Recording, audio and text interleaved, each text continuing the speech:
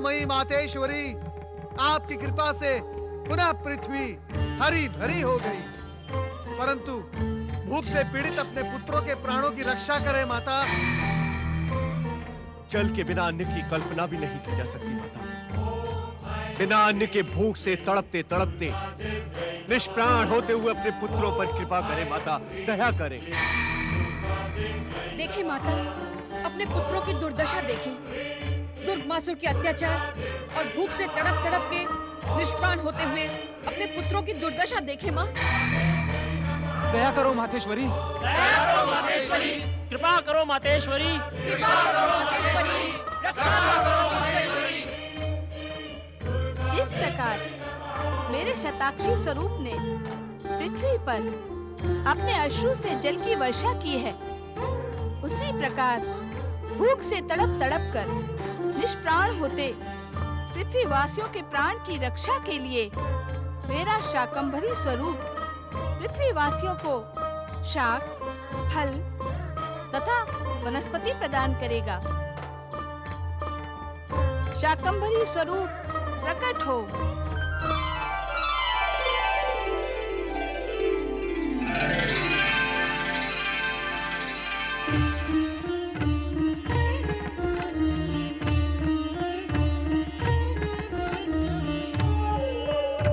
दयामयी शाकंभरी माता की जय। करुणामयी शाकंभरी माता की जय। जीवदायिनी शाकंभरी माता की जय।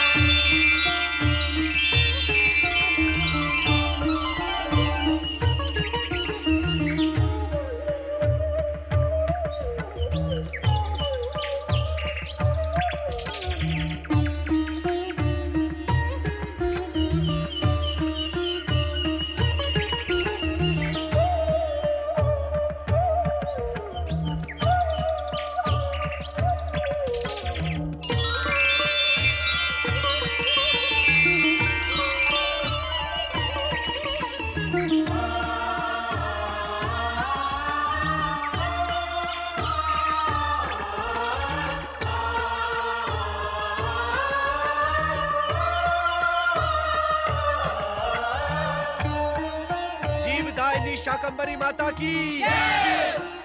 हे करुणामयी माता शाकंभरी, भूख से तड़प तड़प कर निष्प्राण होते अपने पुत्रों को फल, वनस्पति और शाक प्रदान कर आपने दुष्ट दुर्गमासुर की दुष्टता का अंत प्रारंभ कर दिया है। आपको शत शत प्रणाम। दयामयी शाकंभरी माता की जय।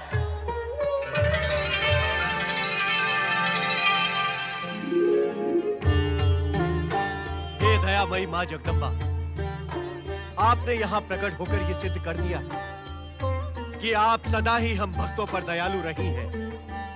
दया करो माँ, दया करो और उस दुष्ट दुर्गमासुर के अत्याचारों से हमें मुक्ति दिलाओ।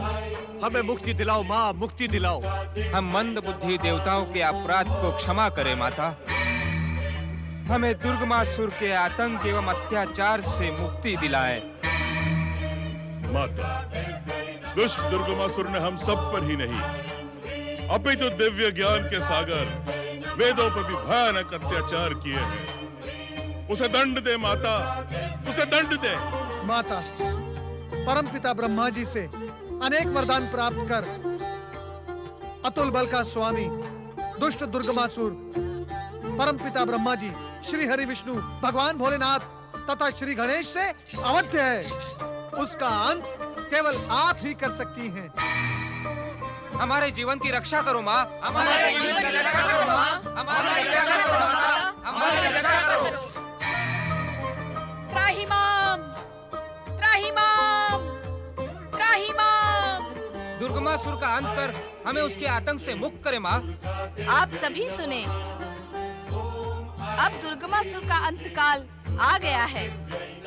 मैं उस दुष्ट का संहार कर आप सभी को उसके आतंक से मुक्त करने के साथ ही देवराज इंद्र को स्वर्गलोक तथा वेद गणों को ब्रह्मा जी के कर कमलों में प्रतिष्ठित करूंगी।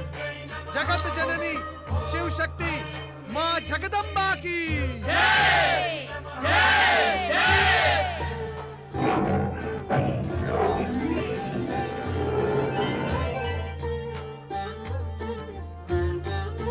दुष्ट दुर्गमासुर, मैं तुझे तेरी दुष्टता का दंड देने के हेतु प्रकट हुई हूँ। शीघ्र मेरे सम्मुख उपस्थित हो, उपस्थित हो, उपस्थित हो। दुष्ट दुर्गमासुर, मेरे सामने प्रकट हो। पापी, मैं तुझे तेरे पापों से मुक्त करूंगी।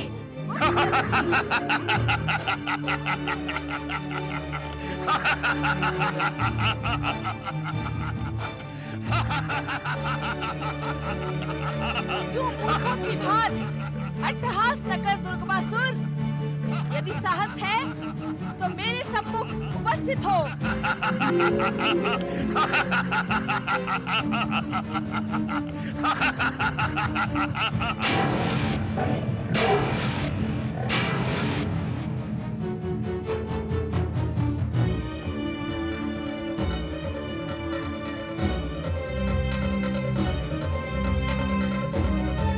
ऐसे एकटक क्या देख रहा है दुष्ट? एक सुंदर नारी की सुंदरता देख रहा हूं। क्या तुमने ही संसार के विधाता स्वर्गाधिपति दुर्गमासुर का आवाहन किया है सुंदरी? कहो, तुम्हारी इस सुंदरता के दास हो गए त्रिलोकपति दुर्गमासुर के लिए क्या आज्ञा है सुंदरी? दुष्ट पापी दुर्गमासुर, जा इसी समय जाकर वेदों को स्वतंत्र कर। तुम्हारी आज्ञा का पालन होगा सुंदरी। और कहो। स्वर्ग देवराज इंद्र को देकर पाताल लोक चला जा। तेरा वही स्थान निश्चित है। दुर्गमासुर तेरी इस आज्ञा का भी सम्मान करता है सुंदरी। ऐसा ही होगा।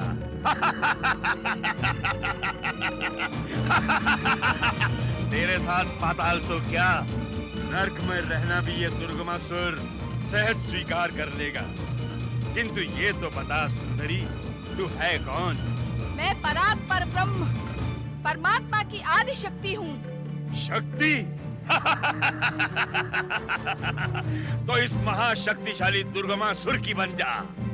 मैं त्रिलोक की सत्ता तेरे चरणों में ढाल तेरा सेवक बनकर प्रसन्न हो जाऊंगा सुंदरी।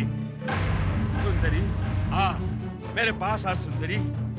मैं तेरा प्रेम पाकर धन्य हो जाऊंगा सुंदरी। आ सुंदरी आ। आ सुंदरी, आ सुंदरी, मुझसे प्रेम कर सुंदरी। आ, आ सुंदरी आ।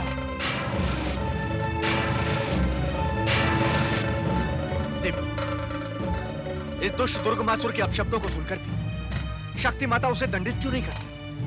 देवराज, शक्ति माता का ये आचरण जीवन में धैर्य की शिक्षा देता है। धैर्य? इस दुष्ट के अपशब्दों को सुनकर भी धैर्य दे गुरु। देवराज, धैर्य की सर्वाधिक कमी आप में है। माता के आचरण से शिक्षा लें और धैर्य धारण करना सीखें। मुझे और अधिक प्रताड़ित ना करें देवर्षि। मैं अपने व्यवहार के लिए स्वयं लज्जित हूँ। नारायण नारायण। तो इतना समझ लो देवराज इंद्र कि जब तक दुष्ट दुर्गमासुर के पाप का घड़ा भर नहीं जाता, तब तक मां शक्ति उसका संहार नहीं करेगी। त्रिलोकपति दुर्गमासुर को और प्रतीक्षा ना करा सुंदरी। आ, आ मेरे समीप आ सुंदरी आ। दुर्गमासुर, इस संसार में शक्ति का आश्रय एकमात्र शिव है। शिव की शिवा पर कुदृष्टि डालकर तूने अपनी मृत्यु निश्चित कर ली है दुष्ट। ले अपने दुस्साहस का फल।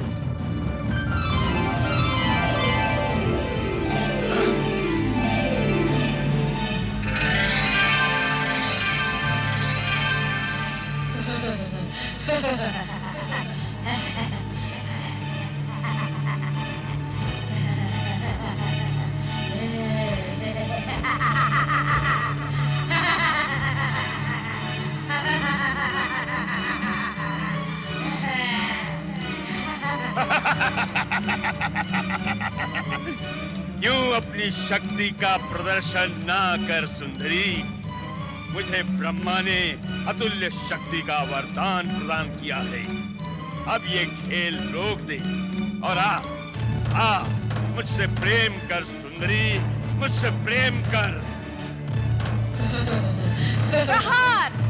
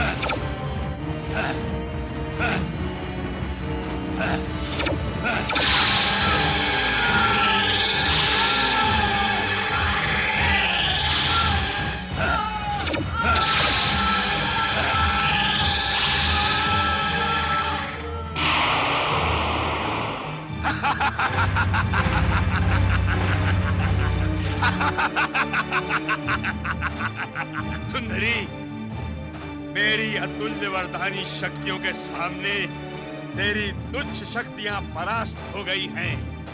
अब व्यर्थ में अपना समय व्यतीत न कर। स्वयं चलकर मेरे समीप आ।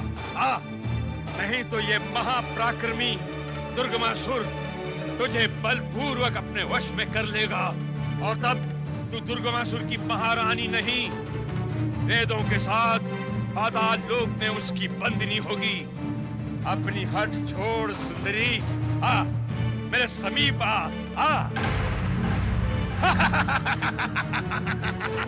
स्वयं चलकर आ सुंदरी और अपने भाग्य का निर्माण कर। त्रिलोक के सिंहासन पर शोभायमान हो सुंदरी, जो तुझे उस औघड़ नंग धड़ंग शिव से कभी प्राप्त नहीं होगा। आ सुंदरी आ। दुर्गमासुर, मुझ पर कुदृष्टि डालने एवं विश्व के नाथ सदाशिव को अपशब्द कहने से तेरे पाप का घड़ा भर गया है। अब तेरा अंत निश्चित है। ले संभाल मेरा प्रहार।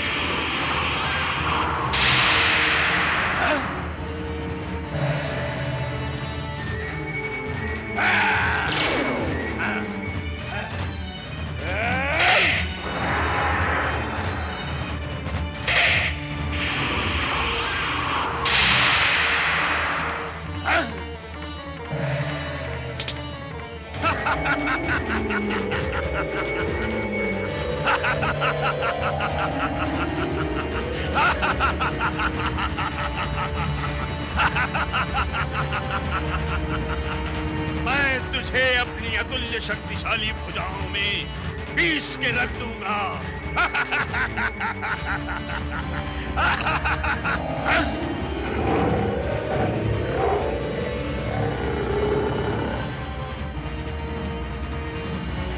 दुष्ट, पापी, देख मेरा विराट स्वरूप, संभाल मेरा चरण प्रहार।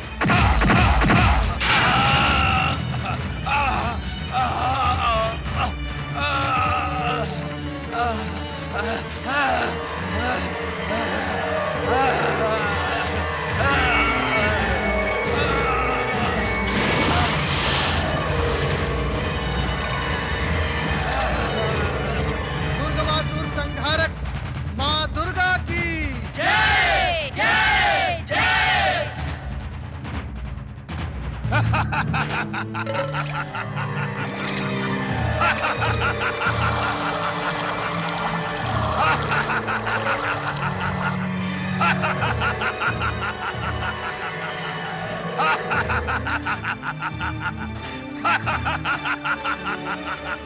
मैं दुर्गमासुर अमर हूँ, अजय हूँ, शक्तियों की महाशक्ति हूँ, कालों का काल हूँ, विधि का विधाता हूँ। मुझे कोई समाप्त नहीं कर सकता। मैं तुझे समाप्त कर दूंगा।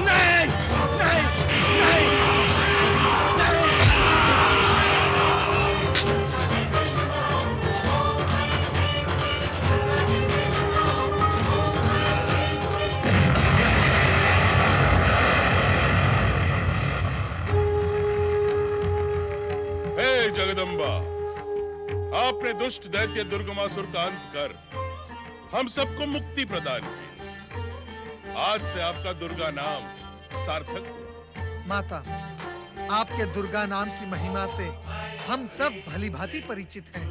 भयानक कष्ट में पड़ा व्यक्ति केवल एक बार आपका नाम दुर्गा पुकारने पर अपने भयानक कष्टों से मुक्ति पा जाएगा।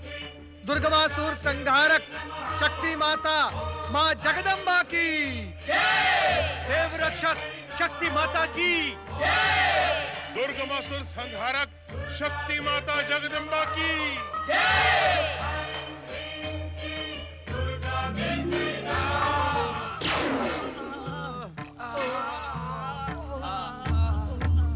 जय शिव शंकर।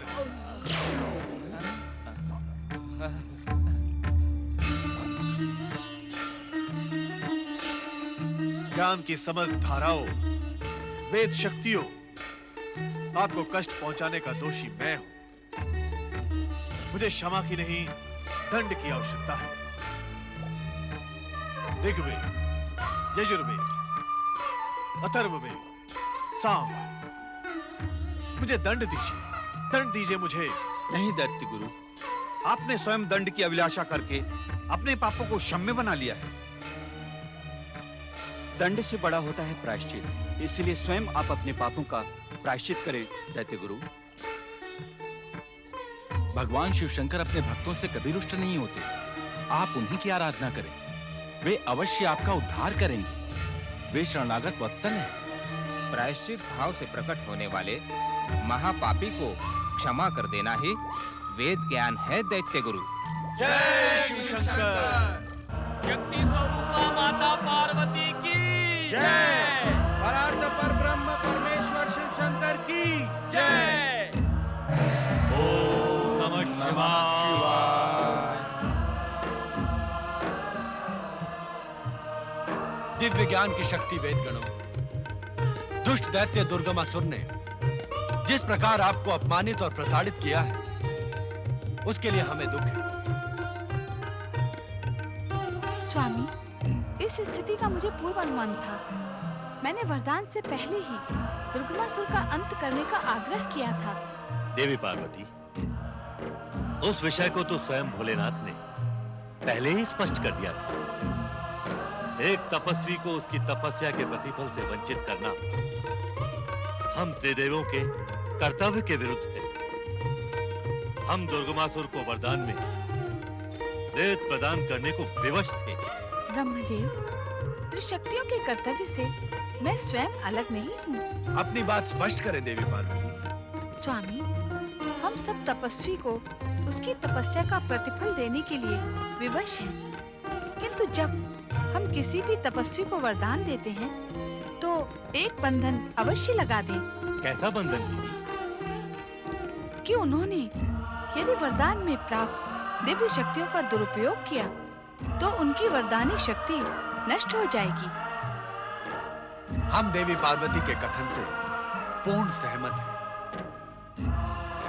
वेद मात्र और दिव्य ज्ञान नहीं, अपितु देवताओं का सम्मान है, सृष्टि का मूल आधार है। इन्हें कष्ट पहुंचाने वाला दुष्ट वास्तव में हमें कष्ट पहुंचाता है। अतः हमें भविष्य में किसी भी तपस्वी को वरदान देने से पूर्व गंभीरता से विचार करना। वेदगण, हमें अपनी भूल का आभास हो गया है। कृपया हमें क्षमा करें। ऐसा कहकर हमारा अपमान न करें परमपिता। हुआ वही जो विधि का विधान था। हमें अपने कष्टों का तनिक भी दुख नहीं। हे परमपिता, अपितु हमें प्रसन्नता है कि एक दुष्ट शक्ति के अंत का कारण हम वेदगण बने। दिव्य ज्ञान के स्वामी हो, आपके विचार भी दिव्य हैं।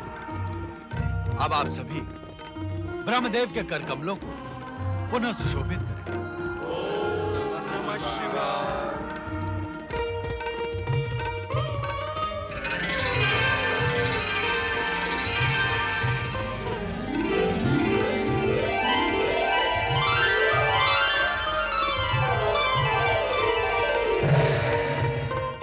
गहन रात्रि के समय शिवलिंग के सम्मुख निरंतर ओम नमः शिवाय का जाप कर रहे हैं। नमः शिवाय, ओम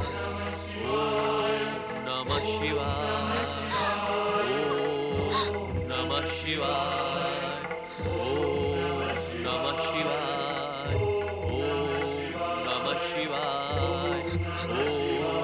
नमः शिवाय, ओम नमः शिवाय, ओम नमः शिवाय, ओम नमः शिवाय, ओम नमः शिवाय, ओम नमः शिवाय, ओम नमः शिवाय, ओम नमः शिवाय, ओम नमः शिवाय, ओम नमः शिवाय, ओम नमः शिवाय, ओम नमः शिवाय, ओम नमः शिवाय, नमः शिवाय। ओम नमः शिवाय, ओम नमः शिवाय, ओम नमः शिवाय, ओम नमः शिवाय, स्वामी, आंखें खोलो स्वामी। कहीं इस दास की दुर्दशा तो देखिए स्वामी। स्वामी, स्वामी, मन, पैर, वचन और अग्नि को साक्षी मानकर आपने मेरा वरण किया था स्वामी। मुझ पर कृपा कीजिए स्वामी। स्वामी आंखें खोले। आज आपको आंखें खोलनी पड़ेगी स्वामी। अपनी समाधि को विराम देना ही पड़ेगा। आंखें खोलो स्वामी। ओम नमः शिवाय। इतने कठोर ना बने नाथ। शिवाय। आंखें खोले। शिवाय। आज मेरा धैर्य समाप्त हो गया है। एक ऋषि पत्नी का धैर्य समाप्त होना अच्छी बात नहीं है सुतपा। मैं इसे भी अपना सौभाग्य मानती हूँ स्वामी कि आपने मुझे ऋषि पत्नी तो कहा, किंतु आज मैं विवश हो गई नाथ। तुम्हारी विवशता का कारण क्या है? एक कारण हो तो बताओ नाथ। सुतपा, मैं इस समय समाधि अवस्था में हूँ। पहेलियों की भाषा समझने का समय नहीं है मेरे पास। तुम्हें जो कुछ कहना है शीघ्र और स्पष्ट कहो। स्वामी, आज संभवतः पहली बार मेरा हृदय आपके प्रति उठने वाले प्रश्नों का उत्तर देने में पराजित हो गया है। कहने के बाद भी तुम कई अर्थों वाली भाषा बोलकर मेरा शिव आराधना में लगने वाला समय व्यर्थ कर रही हो। स्वामी, आप तो कहते हैं कि प्रश्न में ही उसका उत्तर छिपा रहता है। सुतपा, तुम प्रश्न नहीं पूछ रही हो, मेरा मन शिवाराधना से हटाने का प्रयास कर रही हो, और ये एक दंडनीय अपराध है। दंड? आपसे विवाह के उपरांत जिस दंड को मैं सह रही हूँ, क्या उससे भी बड़ा दंड है ये? मुझसे विवाह का दंड? सुतपा, क्या कहने की इच्छुक हो तुम? स्वामी, मेरे पिताश्री ने आदरणीय ऋषि समाज के समक्ष आपको मेरा कन्यादान किया था। हाँ, ये सत्य है।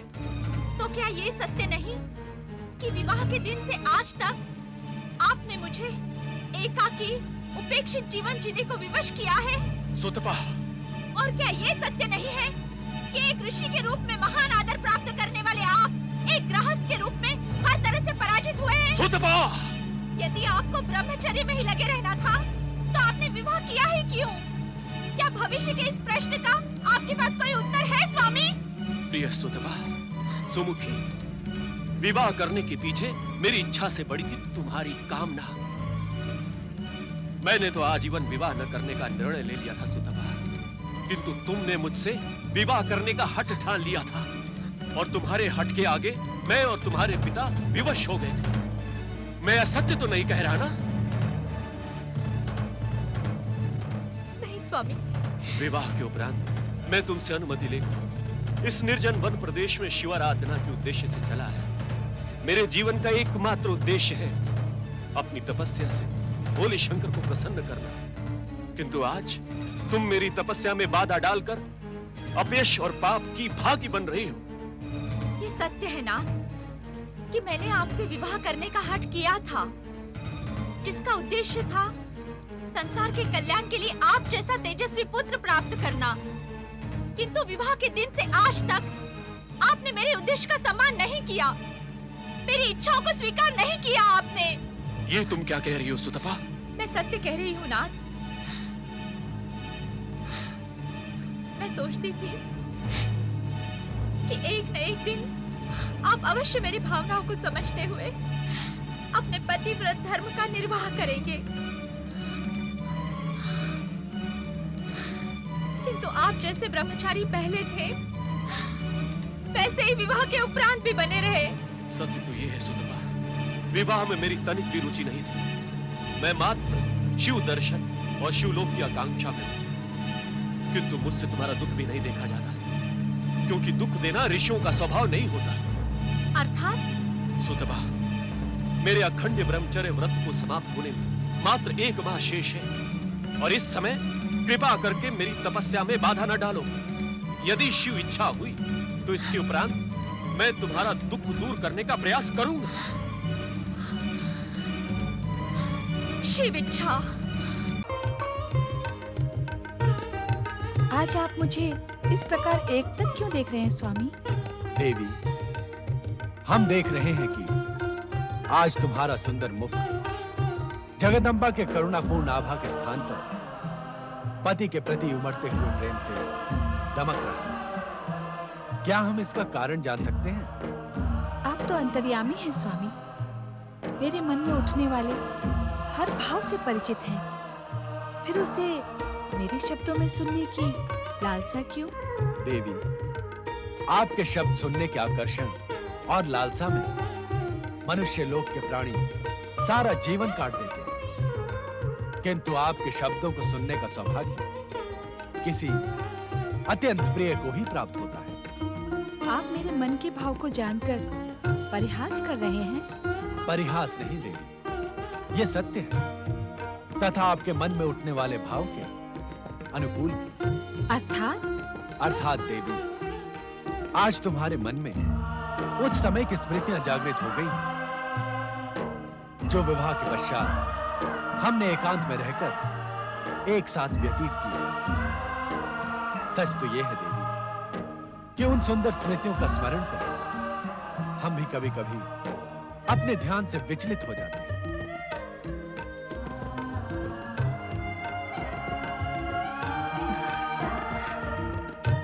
माता पार्वती, मेरी पीड़ा का अंत करो, मेरे अतृप्त हृदय को शांति प्रदान करो। माता पार्वती, माँ जगदम्बा।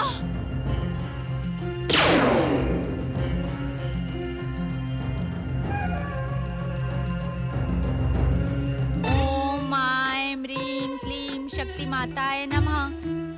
ओम ऐं ह्रीं क्लीं शक्ति माताय नमः। ओम ऐं ह्रीं क्लीं शक्ति माताय नमः। सुतपा, माता, माता, माता, इस दीनहीन दुखी सुतपा के आह्वान पर आप आ गई माता। आप वास्तव में करुणा की मूर्ति है माता। कहो सुतपा, इस प्रकार आकुल व्याकुल होकर मुझे क्यों पुकार रही थी? माता, अपने भक्तों के मन की बात आपसे छुपी नहीं है। हे जगदम्बा, मेरी पुत्राकांक्षा पूर्ण करें। हे सर्वेश्वरी, मेरा नारीत्व पुत्र को गोद में खिलाने के लिए उत्सुक हो रहा है। जगत के कल्याण के लिए मुझे मेरे पति जैसा तेजस्वी पुत्र प्रदान करो माता। अन्यथा क्या सुतपा? अन्यथा मैं स्वतः ही प्राणों का त्याग कर दूंगी माता। सुतपा, मेरी उपस्थिति हर अन्यथा को समाप्त कर देती है। माता, उद्विग्नता में मैं कठोर हो गई थी माता। क्षमा करो माता, जगदम्बा क्षमा करो। इस समय तुम्हें संयम की सबसे अधिक आवश्यकता है सुतपा। धैर्य रखो पुत्री। मृकंडु ऋषि की शिव आराधना पूर्ण होने तक तुम्हें प्रतीक्षा करनी ही होगी। प्रतीक्षा के क्षण काटना अब सुतपा के लिए असंभव है माता। अपनी प्रतीक्षा के असंभव क्षण भी शिव चरणों में समर्पित कर दो पुत्री। उनकी कृपा से तुम्हारे असंभव क्षण भी उन्हीं के समान सुंदर हो जाएंगे। आशीर्वाद दो माता, आपके दिखाए मार्ग पर चलकर एक तेजस्वी और जगत का कल्याण करने वाले पुत्र की माँ बन सकूं। मैं तुम्हें आशीर्वाद देती हूँ सुतपा कि समय आने पर तुम एक तेजस्वी जगत का कल्याण करने वाले महान शिव भक्त पुत्र की माता बनोगी। जय हो माता। माता, जय माता की। नारायण नारायण नारायण, श्रीमन नारायण नारायण नारायण, नारायण नारायण नारायण, भजमन नारायण नारायण नारायण, नारायण नारायण। माता पार्वती, माता पार्वती आज नितांत एकाकी गगन विहार कर रही हैं। लगता है कैलाश पर अवश्य कुछ अघटित घटित हुआ है, जिसका ज्ञान स्वयं नारद को भी नहीं है। नारायण नारायण। माता, जब सौभाग्य से मैंने आपके ज्योति पुंज की झलक पा ही ली है, तो कृपा कर मुझे अपने दर्शन का भी पुण्य प्रदान करें। प्रणाम माता। सदा जगत कल्याण में सफल रहो नारद। माता, यदि आप अन्यथा ना ले तो एक प्रश्न पूछूं? नहीं नारद, कैलाश पर कुछ भी अघटित घटित नहीं हुआ है। ना ही मेरी पति परमेश्वर से अनबन हुई है और ना ही कुछ और। किंतु क्या तुम कैलाश पर किसी अघटित के घटने की योजना बना रहे हो? नहीं माता, नहीं। मैं तो मात्र आपको एकाकी गगन विहार करते देखकर भ्रमित हो गया था, परंतु मेरा भ्रम निराधार था। अब आप एक और कृपा कर दें। कहो नारद। कृपया आप मुझे ये बताएं कि आप कैलाश से आ रही हैं या कैलाश जा रही हैं? इस समय तो मैं कैलाश जा रही हूँ, किंतु तुम यही जानने के इच्छुक हो ना कि मैं गई कहाँ थी? हाँ माता। नारद, तुम्हारी जिज्ञासा का आकार तुम्हारे व्यक्तित्व से भी बड़ा हो गया है। नारायण नारायण माता, मैं तो इसे और भी बढ़ाने का इच्छुक हूँ। अच्छा, क्यों? ये तो इस हीन नारद की जिज्ञासा का परिणाम है माता, कि उसे जगत की महाशक्तियों के पुण्य प्रदान करने वाले दर्शन प्राप्त हो जाते हैं। अर्थात तुम महाशक्तियों के दर्शनों का स्वार्थ साध कर ही अपनी जिज्ञासा को बढ़ा रहे हो। नहीं नहीं माता, जिज्ञासा तो नारद का स्वभाव बन गया है। इसमें स्वार्थ का तो कहीं स्थान ही नहीं होता, और यदि होता भी है तो वो जगत कल्याण के लिए। तुम्हारा कल्याण हो पुत्र। माता, माता आप तो मेरी जिज्ञासा को आहत करके जा रही हैं।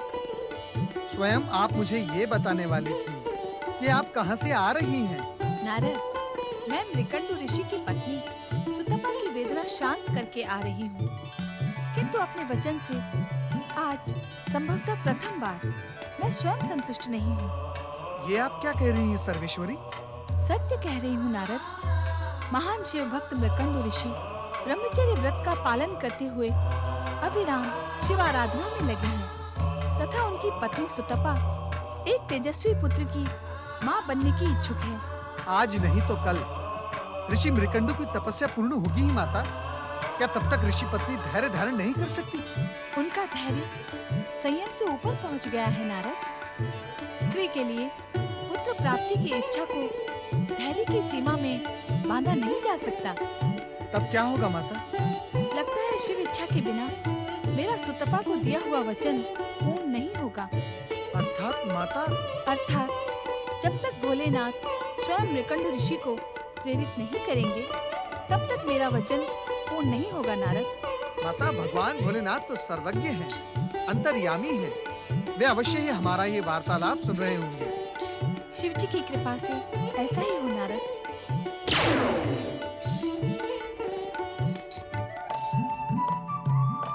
अब भगवान भोलेनाथ ऋषि मृकंडु को अवश्य ही प्रेरित करेंगे। ओम नमः शिवाय। ओम नमः शिवाय। ओम नमः शिवाय। ओम नमः शिवाय। ओम नमः शिवाय। ओम नमः शिवाय। ओम नमः शिवाय। ओम नमः शिवाय। भक्त श्रेष्ठ मृकुंडु, आंखें खोलो। ओम नमः शिवाय। भोलेनाथ, शिव शंकर, भोलेनाथ, जय शिव शंकर, जय शिव शंकर। भोलेनाथ, आप दया के सागर हैं। आपने मुझे दर्शन देकर मेरी तपस्या ही नहीं बल्कि मेरा जीवन सफल कर दिया है। भक्त वत्सल, मेरा तन मन आपका कृतज्ञ है। भक्त श्रेष्ठ, आपकी अनवरत तपस्या तथा अखंड व्रत के फल स्वरूप समय आने पर आप दोनों पति पत्नी को शिवलोक प्राप्त होगा। किंतु किंतु किंतु क्या भोलेनाथ? इस समय आपको अपनी तपस्या स्थगित करके अपनी पत्नी सूतपा की प्रार्थना स्वीकार करनी होगी।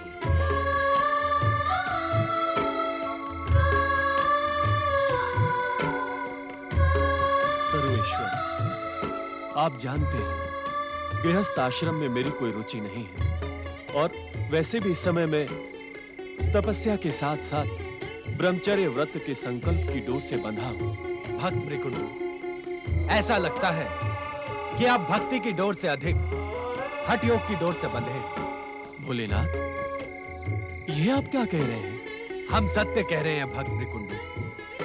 हठ योग का स्वभाव ऐसा ही होता है। वो अपने निश्चय पूर्ति के मार्ग पर किसी भी प्रकार की चिंता नहीं करता। किंतु हठ योग आप जैसे ऋषि मुनियों पर नहीं, नन्हे नन्हे बालकों पर अच्छा लगता है। शिव शंकर, तो क्या आप मुझे ब्रह्मचर्य व्रत का संकल्प तोड़ देने का परामर्श दे रहे हैं? मृकुंडू, एक तपस्वी का कर्तव्य होता है प्राणी मात्र को प्रसन्न रखना, जगत का कल्याण करना। किंतु आपका तप आपकी पत्नी के दुखों का कारण बन गया। शिव सृष्टि में ऐसे तप का कोई मूल्य नहीं। प्रभु, मैं आपकी बातें भली भांति समझ नहीं पा रहा हूं। मृकुंडू, यदि तुम गृहस्थ आश्रम में रुचि नहीं रखते तथा निष्ठा से ब्रह्मचर्य व्रत का पालन करने के इच्छुक थे, तो तुम्हें सूतपा के विवाह प्रस्ताव को अस्वीकार कर देना था, भले ही कितनी विवशता हो। प्रभु, यदि अब तुम ब्रह्मचर्य व्रत की आड़ लेकर पतिव्रत धर्म के कर्तव्य से बचने के इच्छुक हो, तो ये तुम्हारा देवी सूतपा के प्रति अन्याय है और हमारी दृष्टि में एक पति प्रयाण नारी के प्रति अपराध, जो आपके सौभाग्य को शीघ्र ही दुर्भाग्य में परिवर्तित कर देगा। नहीं नहीं भोलेनाथ, तो अपने कर्तव्य का पालन करके देवी सूतपा की आकांक्षा पूर्ण करें। आपका कल्याण हो। प्रभु, प्रभु,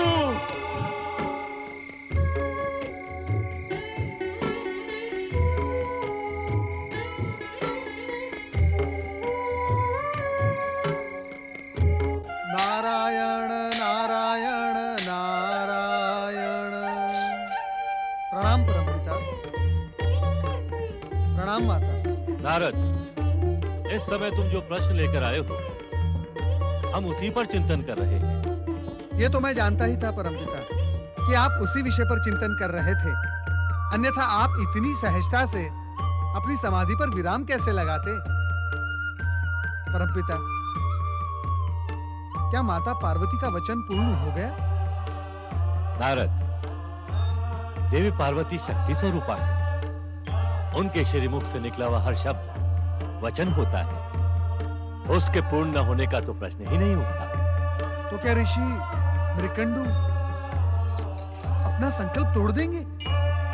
शिवाज्ञा को मृकंडू जैसा शिवभक्त अनदेखा नहीं कर सकता। किंतु क्या परमपिता? किंतु गृहस्थाश्रम के प्रति मृकंडू की अनिच्छा और देवी सुतपा के अनुताप के परिणाम स्वरूप जो पुत्र इस दंपति को प्राप्त होगा, वो अल्पायु होगा। अल्पायु? हाँ देवी, उस बालक की आयु मात्र 5 वर्ष और 6 दिन की होगी।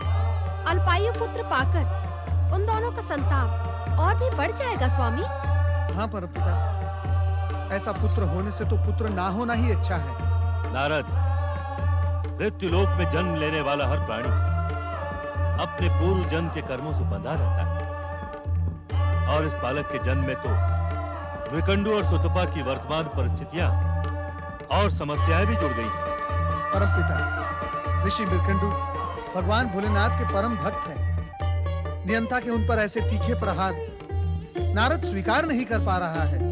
नारद, हम सब नियंता की नियति में बंधे हैं। परमपिता, क्या मैं उस दंपति की कुछ सहायता कर सकता हूं, यदि आप आज्ञा दें? अवश्य नारद, परंतु ये एक सावधानीपूर्ण कार्य है। क्या तुम इसे संपन्न कर सकोगे? परमपिता, शिव इच्छा से तो प्रत्येक कठिन से कठिन कार्य भी संपन्न हो जाता है। आप केवल आज्ञा दें। आपका ये मानस पुत्र प्राण देकर भी उस दुख में पड़े दंपति की सहायता करेगा। नारद, तुम्हारे मुख पर भाषा का असंयम अच्छा नहीं लगता। क्षमा माता, क्षमा। क्या मुझसे कोई अपराध हो गया है? तुम सहायता का जो उद्देश्य लेकर संकटग्रस्त मृकंडू दंपत्ति के पास जा रहे हो, उसी संकट से हम दोनों को पीड़ित कर रहे हो। मैं कुछ समझा नहीं माता। माता पिता के समक्ष पुत्र यदि अपने प्राणों को देने की बात करे तो उन्हें पीड़ा नहीं होगी? अवश्य होगी माता, अवश्य होगी। मैं अपने शब्दों के लिए क्षमा प्रार्थी हूँ। अपने अनुष्ठान में सफल हो पुत्र। नारद, यदि तुम मृकंडू ऋषि को अल्पायु पुत्र के इस सत्य का ज्ञान करवा दोगे तो वे सावधान हो जाएंगे और भविष्य में होने वाले इस आघात का दृढ़तापूर्वक सामना कर सकेंगे। उचित है परमपिता। किंतु ध्यान रहे, गर्भवती सुतपा को यह बात कदापि ज्ञात न हो, अन्यथा इसका दुष्परिणाम गर्भस्थ बालक पर पड़ेगा। जो घटित होने वाला है उसे घटित होने दे ब्रह्मदेव। किंतु आप नारद को मृकंडू ऋषि के पास भेजकर उचित नहीं कर रहे हैं। हमारे इस आदेश में भविष्य का संकेत छुपा है देवी। मृकंडू ऋषि परम ज्ञानी और महान शिव भक्त हैं। वो संकेतों की इस भाषा को अवश्य समझेंगे। परंतु मेरे ऋषि मृकंडू के पास जाने में क्या संकेत हो सकता है? तुम्हें इस सांकेतिक भाषा को समझने के लिए भविष्य की ही प्रतीक्षा करनी होगी। तब सब कुछ वैसा ही घटित होगा जैसा उसे होना है।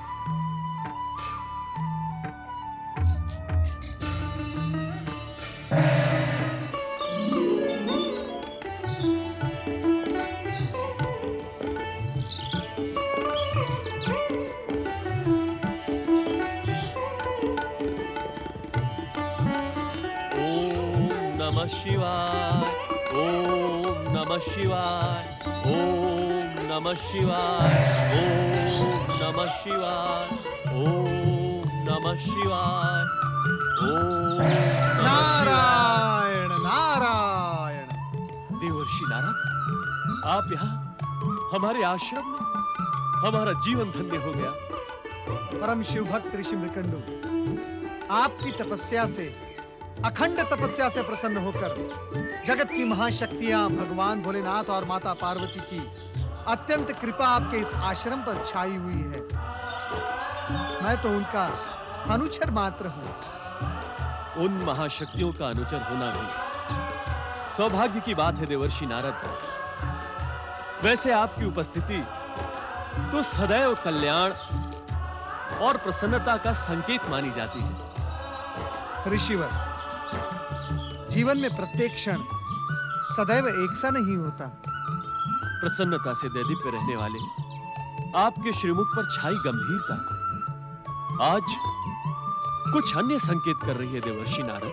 हाँ ऋषिवर, मैं इस समय आपको परमपिता ब्रह्मा जी का अत्यंत महत्वपूर्ण संदेश सुनाने के लिए यहाँ उपस्थित हुआ हूँ। परमपिता ब्रह्मा जी का महत्वपूर्ण संदेश मेरे जैसे तुच्छ प्राणी के लिए? अहो भाग्य, आप हमारे आश्रम में पधार कर इसे पवित्र करें, आतिथ्य ग्रहण करें और हमारे सौभाग्य में श्री वृद्धि करें। नहीं ऋषिवर, परमपिता ब्रह्मा जी की ये आज्ञा है कि इस संदेश की बात देवी सुतपा को ज्ञात न हो। ऐसा कौन सा संदेश है परमपिता का जिसे पति सुन सकता है किंतु पत्नी नहीं? ऋषिवर, मैं जो संदेश आपको सुनाने जा रहा हूं उसे आपको अपने हृदय पर पत्थर रखकर सुनना होगा। देवर्षि। ऋषिवर, आप तो ज्ञान के सागर हैं और ये आप भली भांति समझते हैं कि इस मृत्यु लोक में समय के काल चक्र के साथ साथ जीवन और मृत्यु एक निश्चित क्रम है, अटल सत्य है। क्या यही संदेश दिया है ब्रह्मदेव ने? ऋषिवर, कृपया आप अधीर न हो। परमपिता ब्रह्मा जी का संदेश सुनने के पश्चात आपको सर्वाधिक धैर्य की आवश्यकता पड़ेगी। देवर्षि, आप निसंकोच होकर कहें। ऋषिवर, इस मृत्यु लोक के जीवन में सर्वाधिक जटिल गृहस्थाश्रम को माना गया है, क्योंकि इसी में प्राणी नित्य नई समस्याओं में, परीक्षाओं में उलझता जाता है।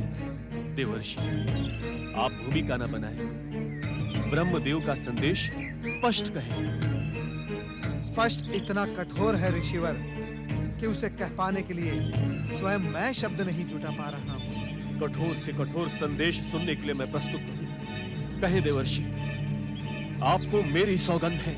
ऋषिवर, देवी सुतपा के गर्भ से जन्म लेने वाला बालक मात्र 5 वर्ष और 6 दिन की अल्पायु लेकर ही जन्म लेगा।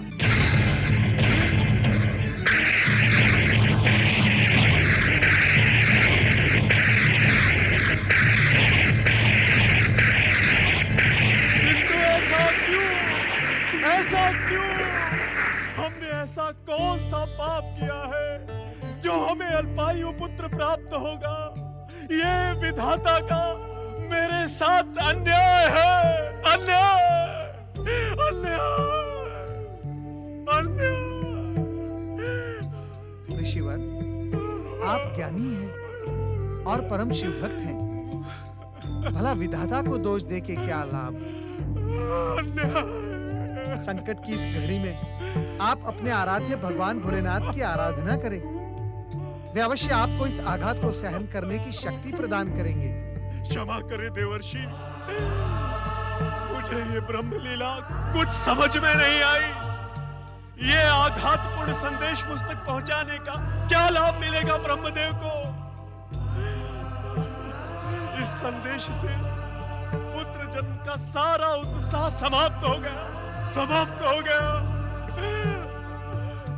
लगता है सुतपा के भाग्य में दुख के अतिरिक्त कुछ भी नहीं है। वो इस वज्रघात को कैसे सह पाएगी? कैसे सह पाएगी? ऋषिवर, इस बात का स्मरण रहे कि इस संदेश का ज्ञान देवी सुतपा को किसी भी मूल्य पर नहीं होना चाहिए, अन्यथा गर्भस्थ शिशु पर विपरीत प्रभाव पड़ सकता है। आपने मेरे पहले प्रश्न का उत्तर नहीं दिया। ऐसा आघातपूर्ण संदेश देने के पीछे ब्रह्मदेव का क्या उद्देश्य है? ऋषिवर, आप स्वयं कहा करते हैं कि प्रश्न के मध्य ही उत्तर छिपा रहता है। परमपिता ब्रह्मा जी के संदेश में छिपा गूढ़तम संकेत संभवतः आपको अपने प्रश्न में मिल जाए। आपका कल्याण हो।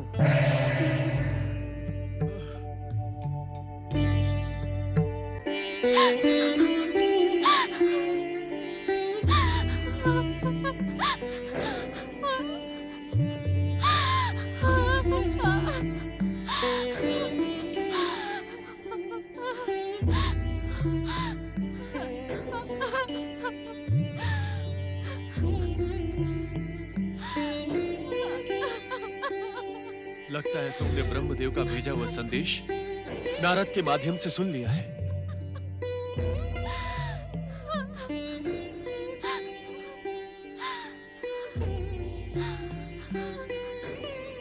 नहीं सुमुखी, नहीं।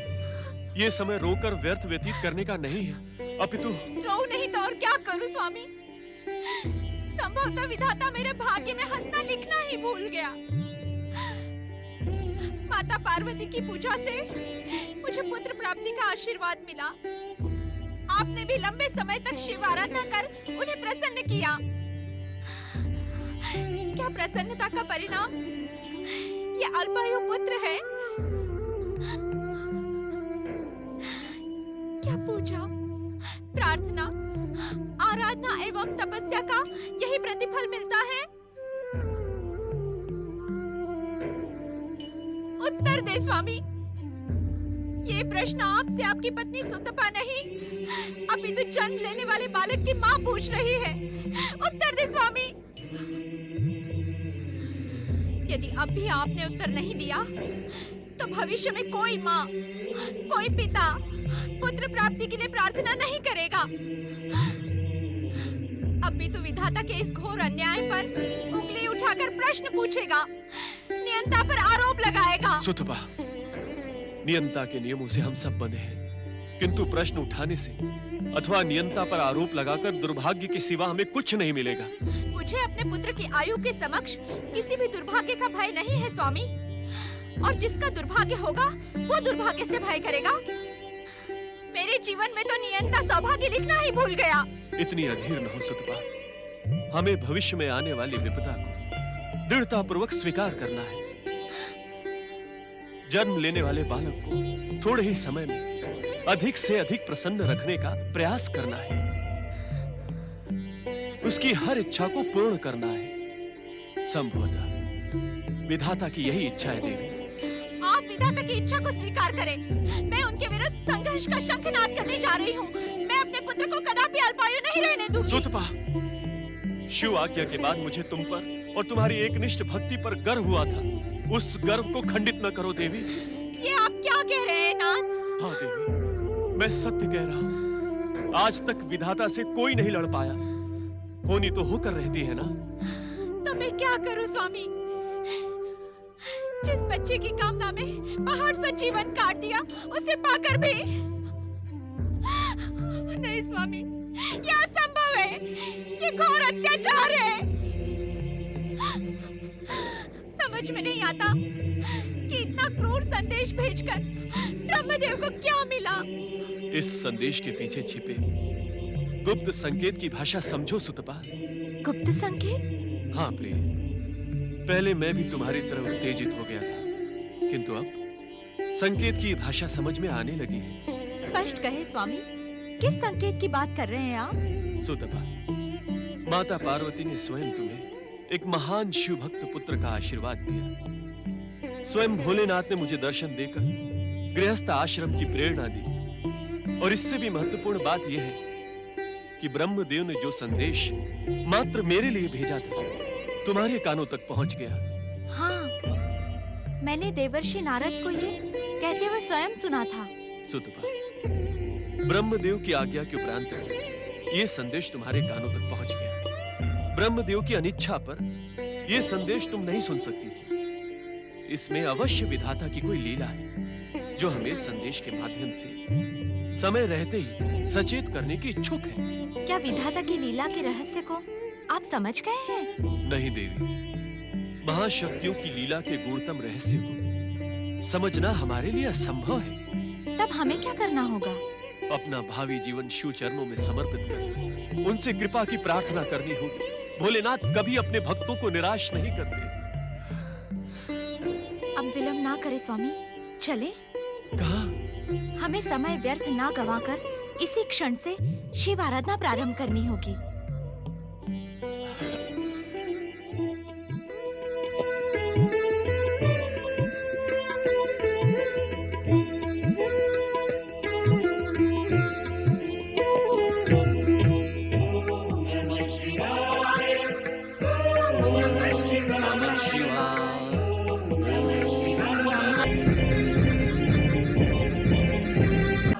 ऋषि मृकंडु एवं देवी सुतपा की आपके प्रति की हुई भक्ति का कितना सुंदर प्रतिफल है स्वामी।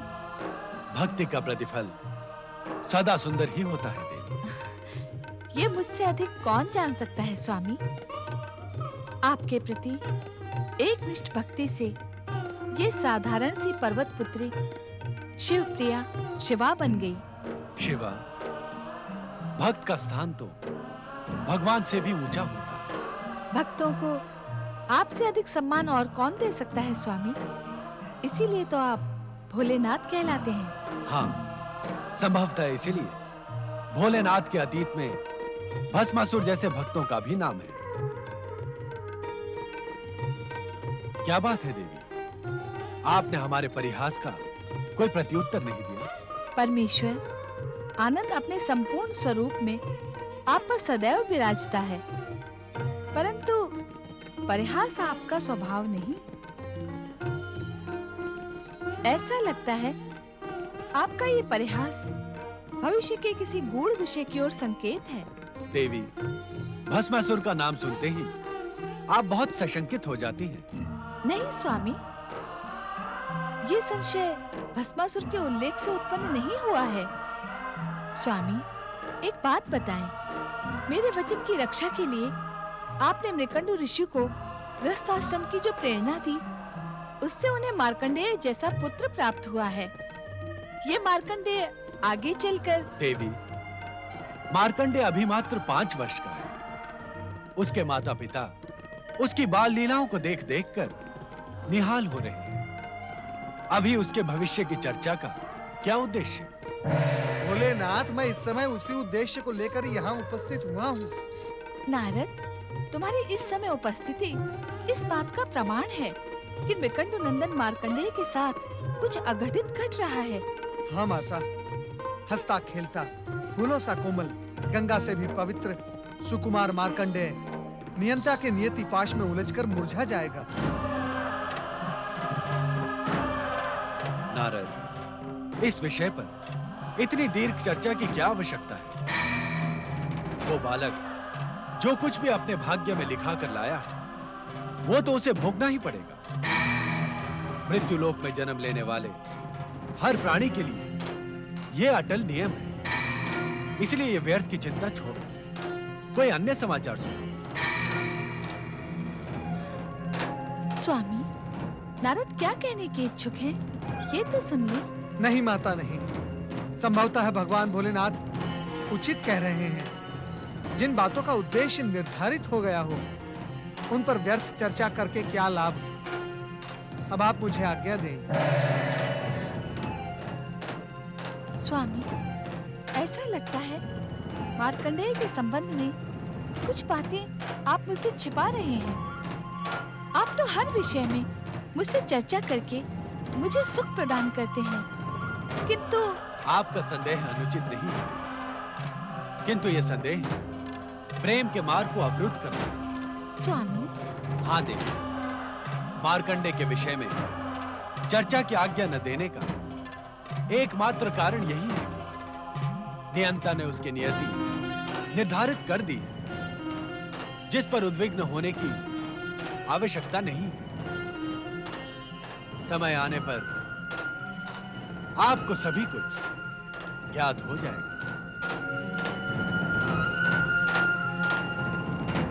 जय शिव जी। शिव जी का नाम सुनकर मेरा मन प्रसन्न क्यों होने लगता है पिताजी? पुत्र मार्कंडेय, शिव का अर्थ है मंगल। वो सदा मंगलकारी है और इस जगत का आधार भी शिव जी है। शिव जी? हाँ पुत्र, ये संसार इन्हीं की कृपा और इच्छा से संचालित है। मुझे शिव जी के विषय में अवश्य बताइए पिताजी। मुझे उनका प्रसंग सुनना बहुत अच्छा लगता है। पुत्र, शिवाराधना करके प्राणी घोर संकट से भी बच जाता है। अपने भक्तों की रक्षा का दायित्व शिव सदा अपने ऊपर ले लेते हैं। और शिव का स्वरूप कैसा है पिताजी? शिव जी का स्वरूप अद्भुत, अनुपम, सुंदर और सबसे निराला है। शिव जी जटा जूटधारी, शीश पर चंद्र, गले में सर्प धारण कर सदा बागंबर पहनते हैं। उनकी विशाल भुजा में त्रिशूल है और उनके मुख पर अपार तेज है। तेज? यज्ञ कुंड की अग्नि के समान? नहीं पुत्र, सहस्त्रों सूर्य मिलकर जो तेज प्रकट कर सके वैसा ही तेज भगवान शिव के मुख पर सदैव विद्यमान रहता है। पिताजी, यदि मैं शिव आराधना करूंगा तो क्या वो मुझसे भी प्रसन्न होंगे? पुत्र, शिव जी दया के सागर है, कृपा निधान है एवं भक्त वत्सल है। शिवाराधना करने वालों से सदैव प्रसन्न रहते हैं। उन्हें भक्ति में नियमों से नहीं अपितु समर्पण से प्रेम है। इसीलिए संसार उन्हें भोलेनाथ कहता है। पिताजी, मैं शिव आराधना कर उन्हें प्रसन्न करूंगा। आप मुझे आज्ञा दीजिए। शिवाराधना में आज्ञा की क्या आवश्यकता है पुत्र मार्कंडेय? ये तो जन्म लेने वाले हर जीव का अधिकार एवं निर्धारित कर्तव्य है। मैं शिव आराधना किस प्रकार करूं पिताजी? ओम नमः शिवाय के पंचाक्षरी मंत्र का निरंतर जाप करने से भोलेनाथ शीघ्र प्रसन्न हो जाते हैं।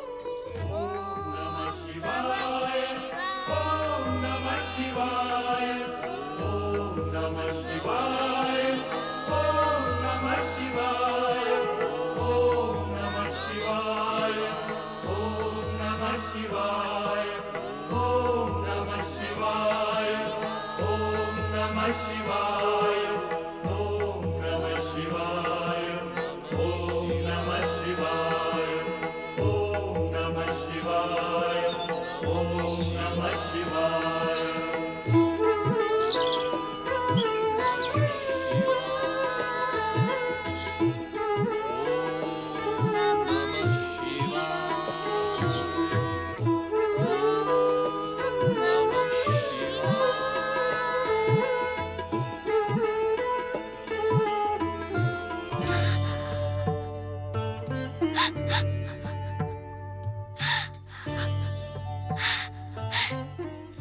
आपकी कैसी लीला है माता पार्वती।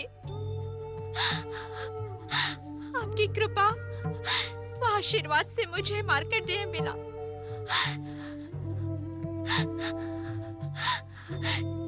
किंतु ब्रह्मा जी की भविष्यवाणी के अनुसार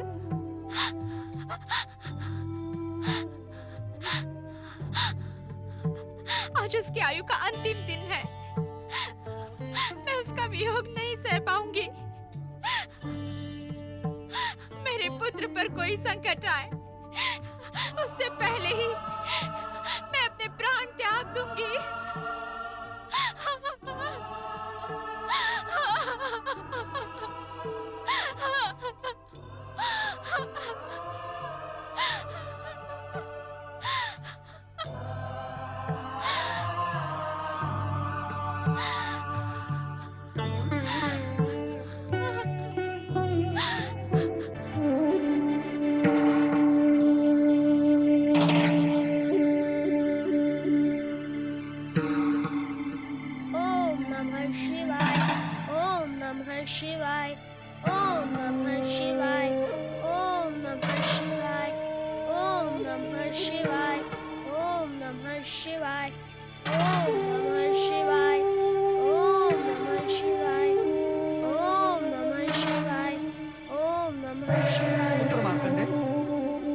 रात को कहाँ जा रहे हो?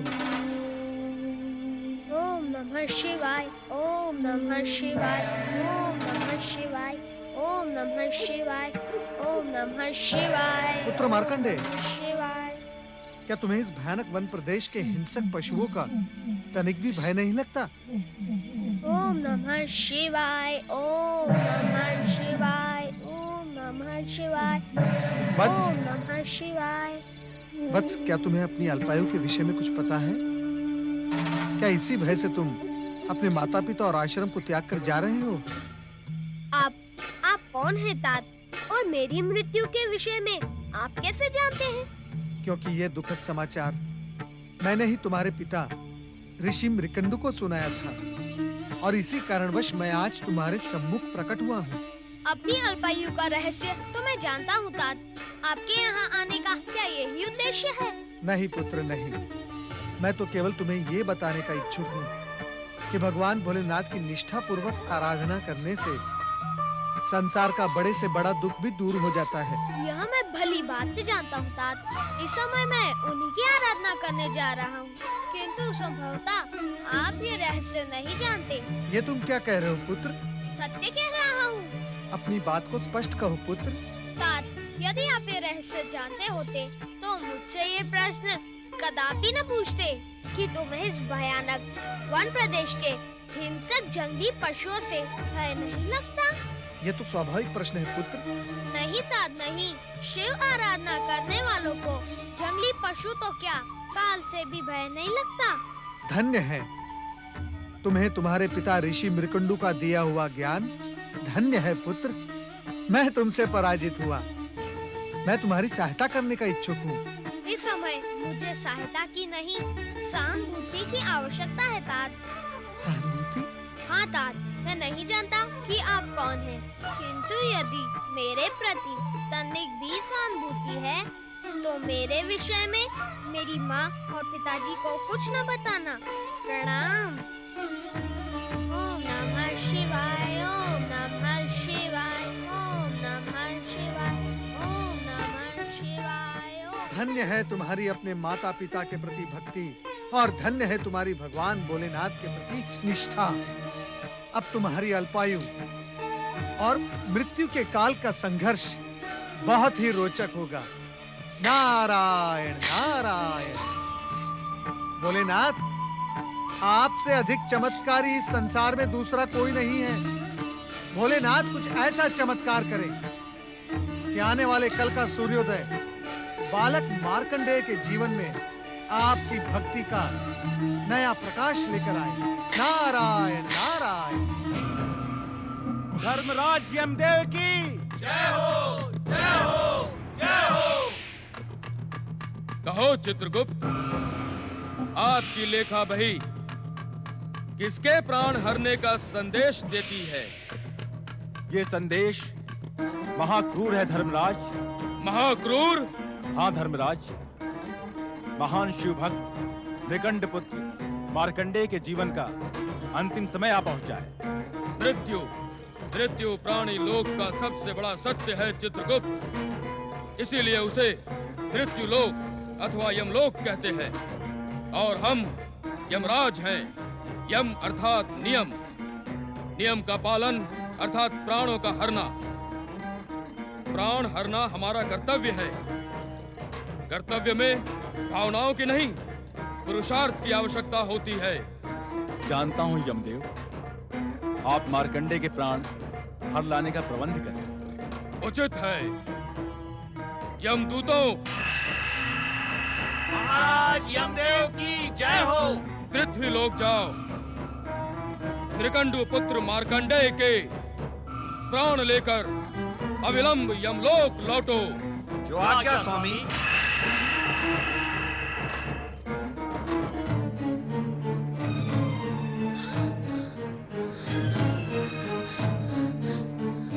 मार्कंडेय कहाँ चला गया? मार्कंडेय, स्वामी उठिए स्वामी। मार्कंडेय कहीं चला गया?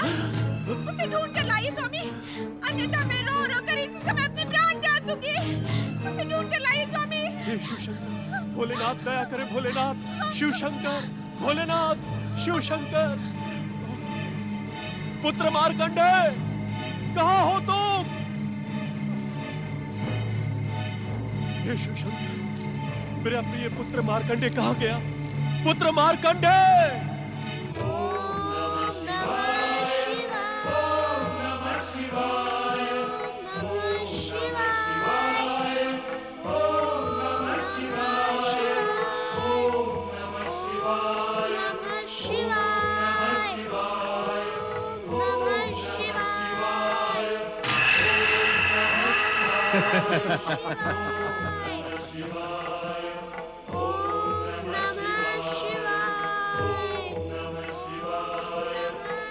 यही है वो बालक मार्कंडेय।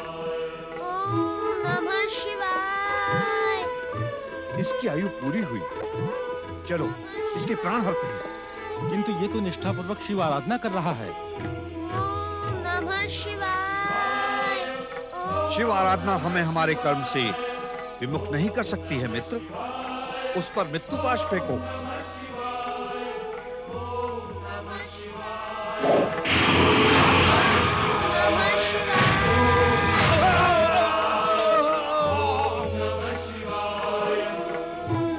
शिवाय। ओम नमः शिवाय। हे माता पार्वती, हे शक्ति स्वरूपा माता पार्वती, मेरे पुत्र की रक्षा करो माता, मेरे पुत्र की रक्षा करो। आपके आशीर्वाद से जन्मे मेरे पुत्र मार्कंडेय का जीवन संकट में है माता, उसकी रक्षा करो माता, मेरे पुत्र की रक्षा करो, मेरे पुत्र का कल्याण करो मातेश्वरी। हे जगदम्बा, अपने आशीर्वाद की रक्षा करो माता।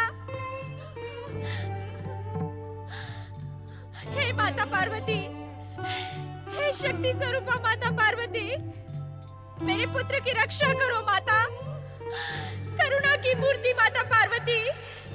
हे जगदम्बा, मेरे पुत्र की रक्षा करो।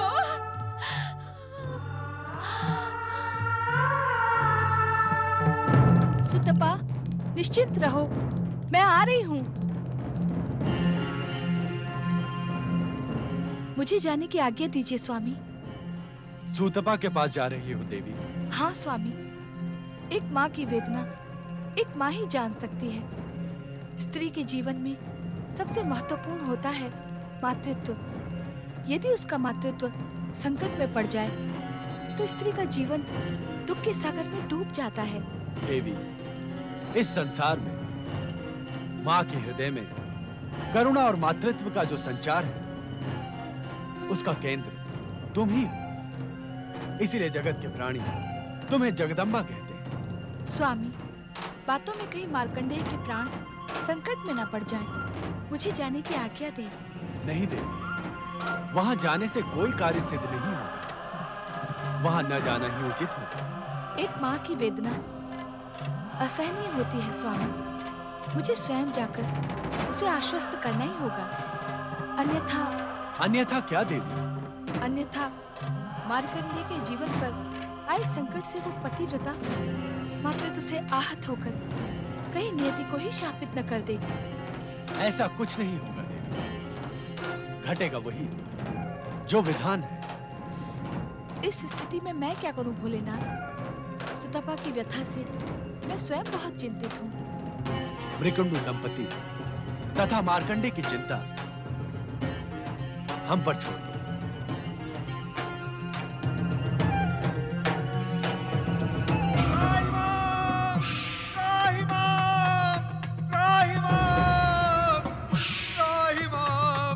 रक्षा करो दरबार, रक्षा करो। क्या बात है यमदूत, तुम तो मार्कंडेय के प्राण हरने गए थे। उस चमत्कारी मायावी मार्कंडेय के नाम से ही मुझे भय लगने लगा है स्वामी। बकवाद ना करो और अपनी बात स्पष्ट कहो। स्वामी, जो ही हमारे सहयोगी मित्र ने उस मायावी मार्कंडेय पर यमपाश फेंका तो उसके सामने के शिवलिंग से भयानक ज्वालाएं निकली।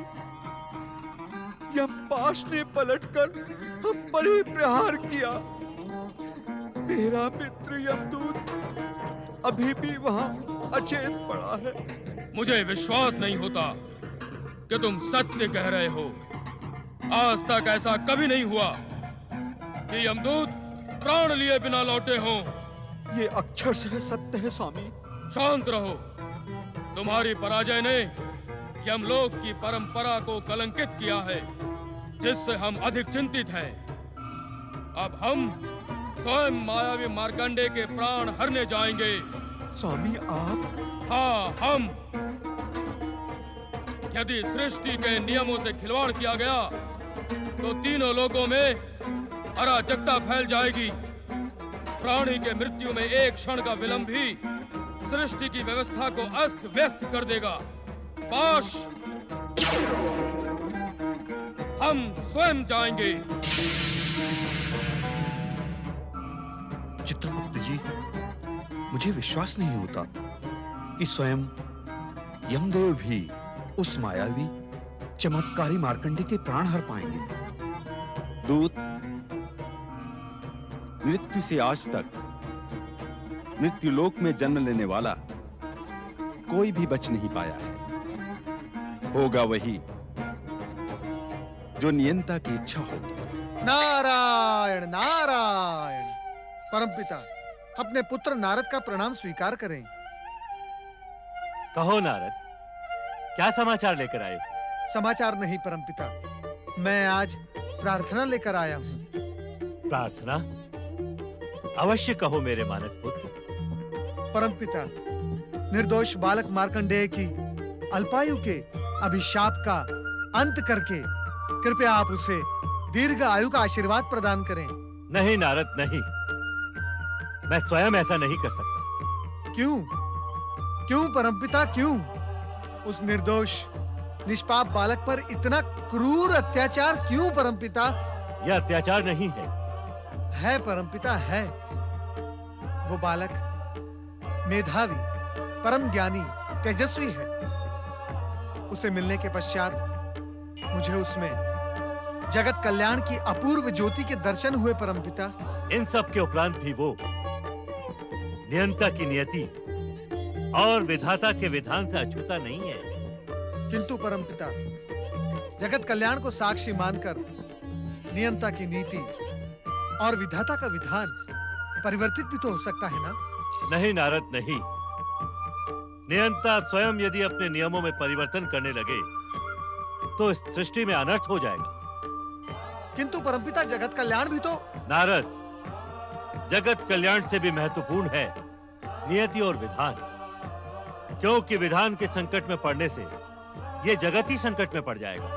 किंतु परमपिता। नारद, तुम परम ज्ञानी हो। तुम्हारे लिए कोई भी रहस्य नहीं है।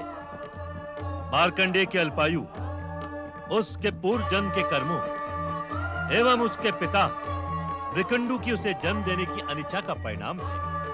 इसलिए उसके माता पिता को पुत्र वियोग अवश्यंभावी है। क्या बालक मार्कंडेय की जीवन रक्षा का कोई भी मार्ग शेष नहीं है परमपिता? हम ऐसा भी नहीं कहते नारद। भगवान शिव की सृष्टि में सब कुछ उनकी इच्छा पर ही निर्भर है। सृष्टि का हर मार्ग शिव इच्छा से ही संचालित होता है। नहीं परमपिता नहीं, स्वयं भगवान भोलेनाथ ने मार्कंडेय की जीवन रक्षा का मार्ग अवरुद्ध किया है। ये तुम क्या कह रहे हो नारद? तुमसे उनकी लीला समझने में अवश्य कोई भूल हुई है। नहीं परमपिता नहीं, भूल का तो कोई प्रश्न ही नहीं उठता। स्वयं भगवान भोलेनाथ ने बालक मार्कंडेय की चर्चा करने पर मुझे ये आदेश देकर कहा था कि बालक मार्कंडेय की नियति निर्धारित हो गई है, अब उस पर व्यर्थ चर्चा करने का क्या प्रयोजन है? नारद, जिस प्रकार भगवान शिव अनंत हैं, उसी प्रकार उनकी प्रत्येक लीला भी अनंत है। उसे समझ लेना हर एक के वश में नहीं होता। तो मैं क्या करूं परमपिता, मैं क्या करूं? मैं किसी भी मूल्य पर बालक मार्कंडेय की प्राण रक्षा करना अपना कर्तव्य समझता हूं, आवश्यक समझता हूं। शिव आराधना करो पुत्र, वो जो भी करेंगे उसमें अंततः जगत का कल्याण छुपा ही होगा। ओम नमः शिवाय। ओम नमः शिवाय। ओम नमः शिवाय। ओम नमः शिवाय। प्रणाम। हे भोलेनाथ, मैं नन्हा बालक हूँ। आपको प्रसन्न करने का महामंत्र मैं नहीं जानता। मेरी पुकार सुनो, मुझे दर्शन दो, मुझे दर्शन दो।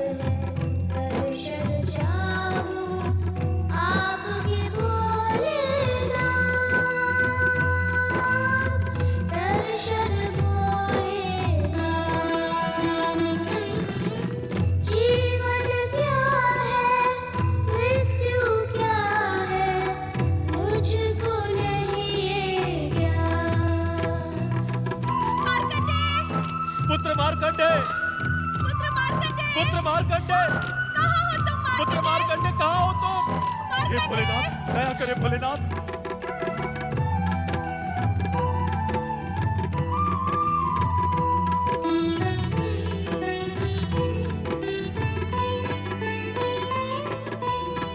मेरी पुकार ही कर्म है मेरा, धर्म है शिव का पूजन। कर्म धर्म का मर्म ही शिव है, कर्म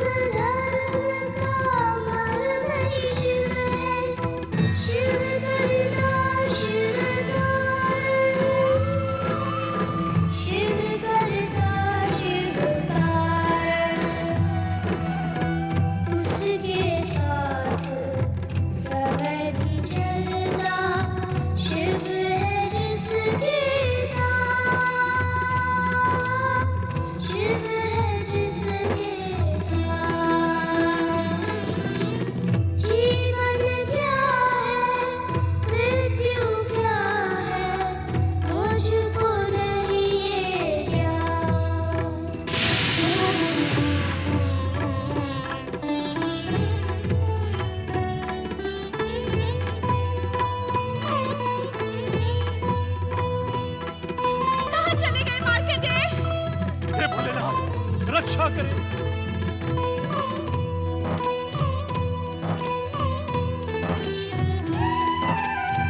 मृत्यु का भय उसे सताए, प्यारा लगता जिसको जीवन, मिट जाती उसकी हर चिंता, मिट जाती उसकी हर चिंता, जो करता शिव चिंतन,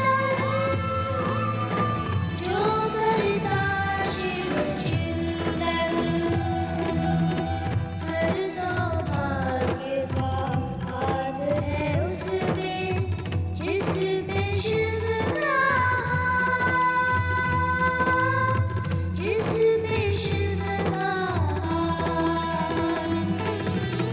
जीवन क्या है, मृत्यु क्या है, मुझको नहीं ये ज्ञान।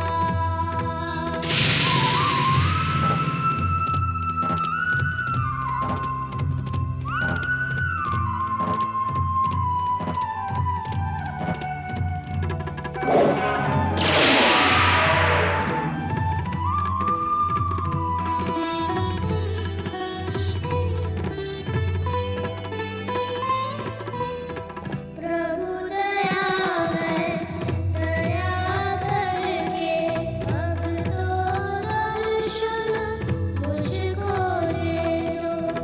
अंत आरंभ ना हो जिसका वो, अंत आरंभ ना हो जिसका वो, जीवन मुझको दे दो,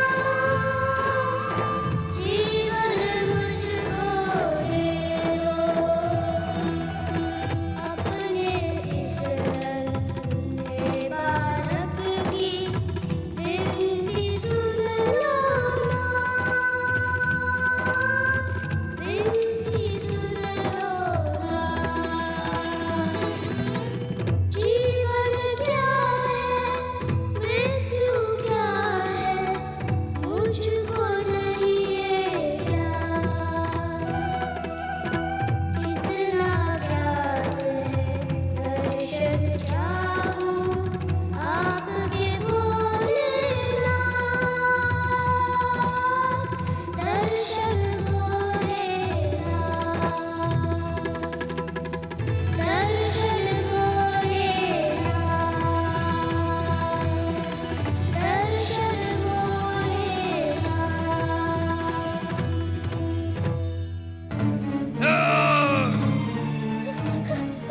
ओम नमः शिवाय, ओम नमः दुष्ट मायावी मार्कंडे, तू यम पाश पर माया चलाता है। नमः शिवाय, ए बच मेरे गदा प्रहार से। नमः शिवाय, नमः शिवाय,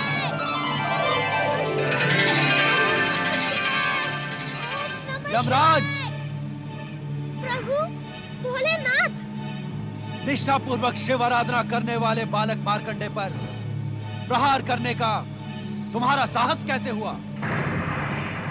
इस बालक ने शिवलिंग को हृदय से लगाकर हमारी शरण ली थी। शरणागत की रक्षा करना हमारा कर्तव्य है। क्या तुम इस सत्य को नहीं जानते कि तुम मात्र काल हो, किंतु हम महाकाल हैं, महाकाल हैं, महाकाल हैं, महाकाल हैं, महाकाल हैं,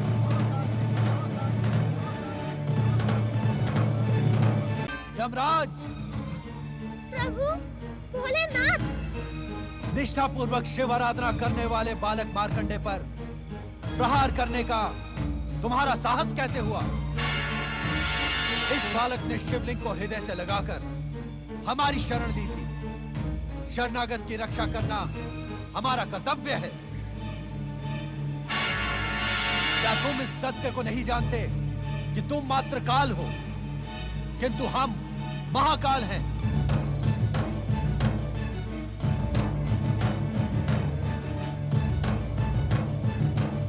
हमारी निष्ठा और भक्ति की चरम सीमा पर पहुंचा ये बालक मार्कंडे शिव कृपा से अवध्य हो गया है। हे शिव शंकर, हे महाकाल, हे भोलेनाथ, मैं तो मृत्यु के अटल नियम का पालन कर रहा था। विधाता के विधानानुसार इस बालक की आयु समाप्त हुई। यदि मैं नियंता द्वारा निर्धारित समय पर आकर प्राण न हरता तो आप हमें कर्म विमुख होने का दंड ना देते? अवश्य देते, किंतु शिवलिंग से निकली ज्वालाओं से आहत यमदूत तथा स्वयं तुम्हारे यमपाश के टूटने पर तुम्हें बालक मार्कंडे की परम भक्ति से उत्पन्न परम शक्ति का ज्ञान क्यों नहीं हुआ? तुम तो कर्मों के आधार पर जन्म और मृत्यु को संचालित करने वाले परम ज्ञानी हो। क्या इस सत्य को नहीं जानते कि इस सृष्टि की रचना हमारी लीला मात्र है? नित्य शिव भक्ति करने वाले का सार्वभौम कल्याण इस सृष्टि और हमारा अटल नियम है। जानता हूं परमेश्वर, जानता हूं। तब तो तुम ये भी जानते होगे कि जो जीवात्मा अपना जीवन मुझ में समर्पित कर देता है वो मेरे आनंद को बढ़ाने वाला एवं मुझे प्रिय होता है। क्या ये सब नीति ज्ञान हमें पुनः दोहराना होगा यमराज? नहीं भोलेनाथ, नहीं। अपने इस दास पर कृपा करें और आज्ञा दें कि अब मुझे क्या करना उचित होगा।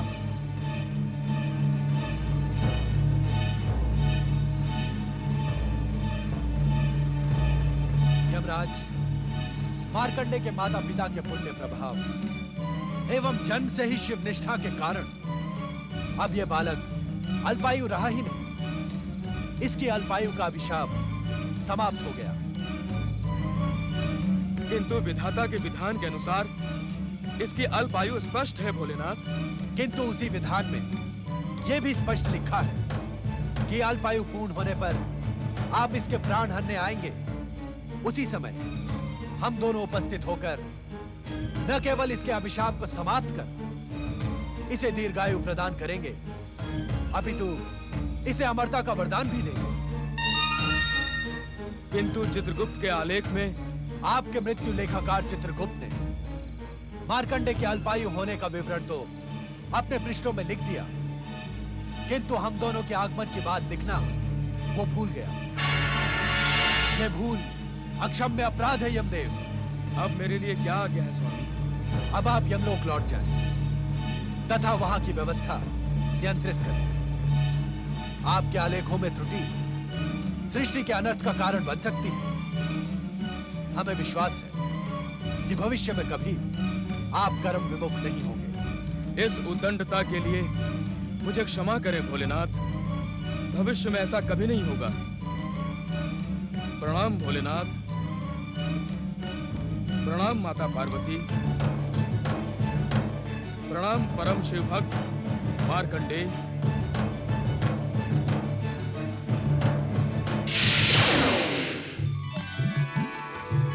जय हो भगवान भोलेनाथ, माता पार्वती। पुत्र मार्कंडे, तुम शिव कृपा के साथ ही साथ मेरे स्नेह के भी पात्र हो। इस क्षण से तुम मेरे लिए गणेश और कार्तिकेय के समान प्रिय हो। मैं तुम्हें अपने पुत्रों के समान ही अटूट स्नेह एवं सिद्धियां प्रदान करूंगी। जय भोलेनाथ। जय माता पार्वती। जय शक्ति माता पार्वती। जय सर्वेश्वर महादेव जी। हम अज्ञानी को क्षमा करें। हमने आपकी कृपा पर संदेह किया और मार्कंडेय के अल्पायु के भय से अपनी भक्ति को पूर्ण रूप से आपके श्री चरणों में समर्पित नहीं किया। कृपा निधान, आपकी कृपा अपरंपार है। आप तो दया के सागर हैं। आपकी भक्ति असंभव को भी संभव बनाने में सक्षम है। जो एक बार निष्ठा पूर्वक आपके श्री चरणों में समर्पित हो जाता है उसे संसार की समस्त चिंताएं आप पर ही छोड़ देनी होती है। परंतु हमने ऐसा नहीं किया भोलेनाथ। हमें क्षमा करें भोलेनाथ, हमें क्षमा करें। पुत्र के लिए चिंता करना माता पिता का स्वाभाविक कर्तव्य है, किंतु हमारे यहाँ प्रकट होने का कारण आपकी चिंता दूर करना नहीं, अपितु मार्कंडे की अविचल शिव भक्ति है। मार्कंडे का नाम शिव भक्तों में उसकी अमरता के समान ही अमर हो गया है।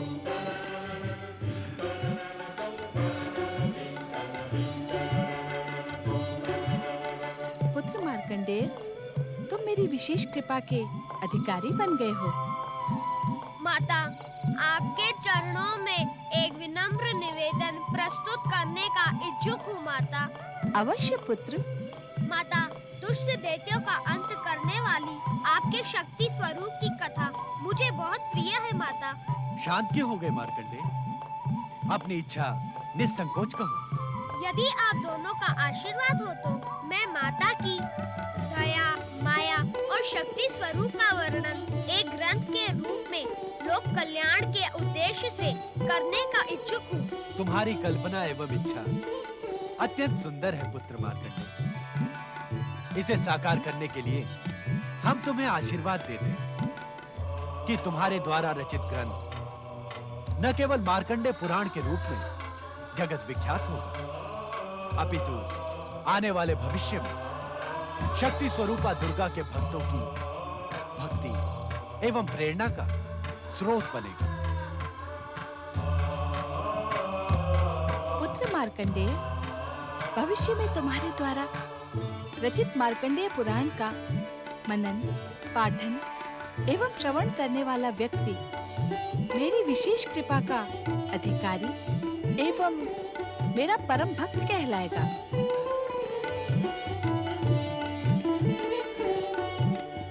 इतना ही नहीं पुत्र, मार्कंडे पुराण का प्रत्येक श्लोक पापी से पापी व्यक्ति को पाप मुक्त कराने वाला, शिव कृपा एवं कैलाश लोक प्राप्त कराने में सक्षम होगा। हाँ भोलेनाथ, माता पार्वती, आप दोनों के आशीर्वाद को आदेश समझकर मैं इसका पालन करूंगा। तुम अपने प्रत्येक अनुष्ठान में सफल हो पुत्र। भगवान भोलेनाथ एवं माता पार्वती की जय।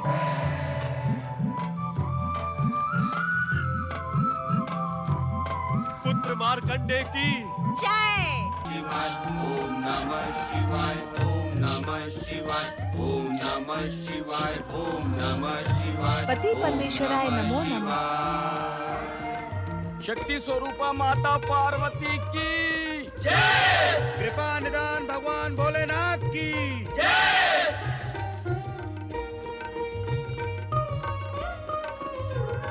देवी पार्वती, आप हमसे कुछ कहें या न कहें, आपके मनमोहक अति सुंदर दोनों नयन ये स्पष्ट बता रहे हैं कि विगत रात्रि से आप हमसे पूछे जाने वाले एक प्रश्न को लेकर व्यग्र हैं। सर्वेश्वर, निस्संदेह विगत रात्रि को मेरे मन में उठने वाली जिज्ञासा ने मुझे निद्रा से विचलित कर दिया है। आपकी समस्या उचित तो है, किंतु समय उचित नहीं। अर्थात ये समय आपके प्रश्न का उत्तर देने के लिए उपयुक्त नहीं। ऐसा क्यों स्वामी? व्यग्रता और चिंता का निराकरण आवश्यक होता है, अन्यथा स्वास्थ्य पर प्रतिकूल प्रभाव पड़ता है। व्यग्रता तथा चिंता को आपने स्वयं आमंत्रित किया है देवी, अन्यथा हर प्रश्न का उत्तर तो आप स्वयं हैं। व्यग्रता एवं चिंता का जिस दिन अपने अस्तित्व से मोह समाप्त हो जाएगा, उस दिन वो आपके स्वास्थ्य पर प्रभाव डालने का प्रयास करेंगे। स्वामी, आप परिहास की भाषा का प्रयोग करके मुझे मेरी जिज्ञासा से विमुख कर रहे हैं। नहीं पार्वती, हम तुम्हें तुम्हारी जिज्ञासा से विमुख नहीं, अपितु संक्षिप्त में ये समझाने की इच्छुक है कि तुम्हारी जिज्ञासा का मार्ग बहुत कठिन है। जिसने परात परम ब्रह्म परमेश्वर शिव शंकर को अपनी साधना से प्राप्त किया हो, उसके लिए कठिन कुछ भी नहीं है स्वामी। किंतु ये इतना सहज नहीं है देवी। आपके लिए असहज हो भी क्या सकता है स्वामी? देवी, तुम अपनी जिज्ञासा में उस ब्रह्म ज्ञान को प्राप्त करने की इच्छुक हो, जिसे पाने के लिए बड़े बड़े ऋषि मुनि कई कई युगों तक तपस्या और साधना करते हैं, परंतु उनमें से किसी भाग्यशाली को ही ब्रह्म ज्ञान प्राप्त होता है। किंतु ये शिव की शिवा के साथ अन्याय तो नहीं होगा? अन्याय? हाँ स्वामी। देवी, तुम उस शिव पर आरोप लगा रही हो जो अपने अर्धनारीश्वर स्वरूप में ही सर्वाधिक गौरवान्वित हुआ है। आज तक यही सोचकर मैं संतुष्ट हो जाती थी स्वामी, किंतु आज वो भ्रम भी टूट गया। पार्वती, क्या आप ये बताने की कृपा करेंगे कि आपके गौरवान्वित अर्धनारीश्वर स्वरूप में मेरा स्थान क्या है? ये कैसा विचित्र प्रश्न पूछ रही हो तुम? जो स्थान शरीर में आत्मा का है, वही शिव में शक्ति का है। अर्धनारीश्वर रूप के पूर्णता का आधार तो तुम ही हो अर्धांगिनी। आपने अर्धनारीश्वर स्वरूप धारण क्यों किया था? तुम्हारे ही प्रश्न का उत्तर देने के लिए, संसार के पुरुष समाज को यह बताने के लिए कि नारी पुरुष की दासी नहीं, अपितु पूरक है, समकक्ष है। शिव ही नहीं, प्रत्येक पुरुष में नारी और प्रत्येक नारी में पुरुष का अंश समाया रहता है। अर्थात नारी पर अत्याचार अन्याय करके पुरुष स्वयं अपने पर ही अत्याचार करता है। अर्थात इस समय आप स्वयं अपने पर अन्याय एवं अत्याचार कर रहे हैं। स्पष्ट कहो शिवा। स्वामी, शिव की शिवा किसी ऋषि मुनि तपस्वी से कम है क्या? ये कैसा अन्याय है स्वामी कि अर्धनारीश्वर स्वरूप का पुरुष ब्रह्म ज्ञानी और नारी? तुम्हारी चतुराई प्रशंसा के योग्य है पार्वती। तर्क और शास्त्रार्थ में उदाहरण अच्छे हैं। ये मेरे प्रश्न का उत्तर नहीं है स्वामी। हम तुम्हें ब्रह्म ज्ञान अवश्य प्रदान करेंगे। किंतु क्या स्वामी? किंतु इसे प्राप्त करने के लिए तुम्हें अपनी शक्ति को केंद्रित करना होगा। तपस्या और योग में जब शरीर शांत और मन परम तत्व में केंद्रित होकर ब्रह्म ज्ञान पाने को उन्मुक्त होता है, तभी ब्रह्म ज्ञान प्राप्त करने की पात्रता प्राप्त होती है।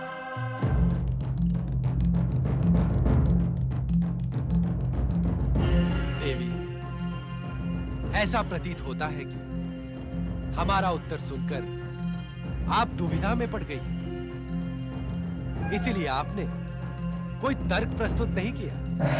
ओम नमः शिवाय। प्रणाम माता, प्रणाम भोलेनाथ। माता, क्या आपका ये सेवक आपकी खिन्नता का कारण जान सकता है? नारद, देवी पार्वती आज अकारण ही उदास हो गई है। अकारण?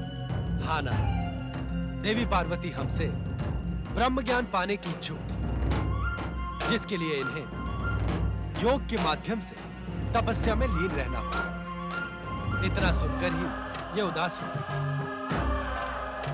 नारायण नारायण। भोलेनाथ, कैसा विचित्र संयोग है।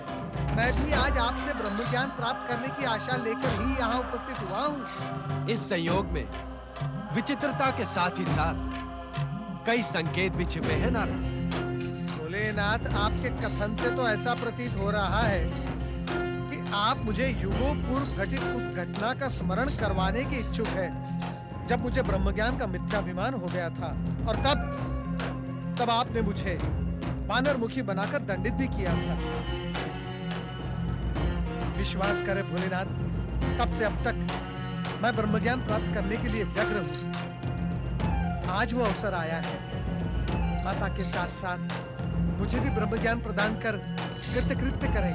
नहीं नारद, पार्वती को तो हमने ब्रह्म ज्ञान प्राप्त करने का मार्ग बता दिया, किंतु तुम हमसे ब्रह्म ज्ञान प्राप्त करने के अधिकारी नहीं।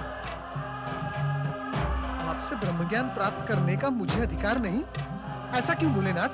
गुरु बिना ज्ञान नहीं नारद। अपने गुरु को छोड़कर जो व्यक्ति अन्य किसी से ज्ञान प्राप्त करने का इच्छुक होता है, वो अपने गुरु का अपमान तो करता ही, साथ ही अपने लिए ज्ञान प्राप्त करने की पात्रता भी खो देता। और इस सत्य को तुम भली भांति जानते हो। नाथ नारद, ब्रह्म ज्ञान की प्राप्ति के लिए तुम अपने परम ज्ञानी गुरु बृहस्पति की शरण में जाओ। गुरु बृहस्पति?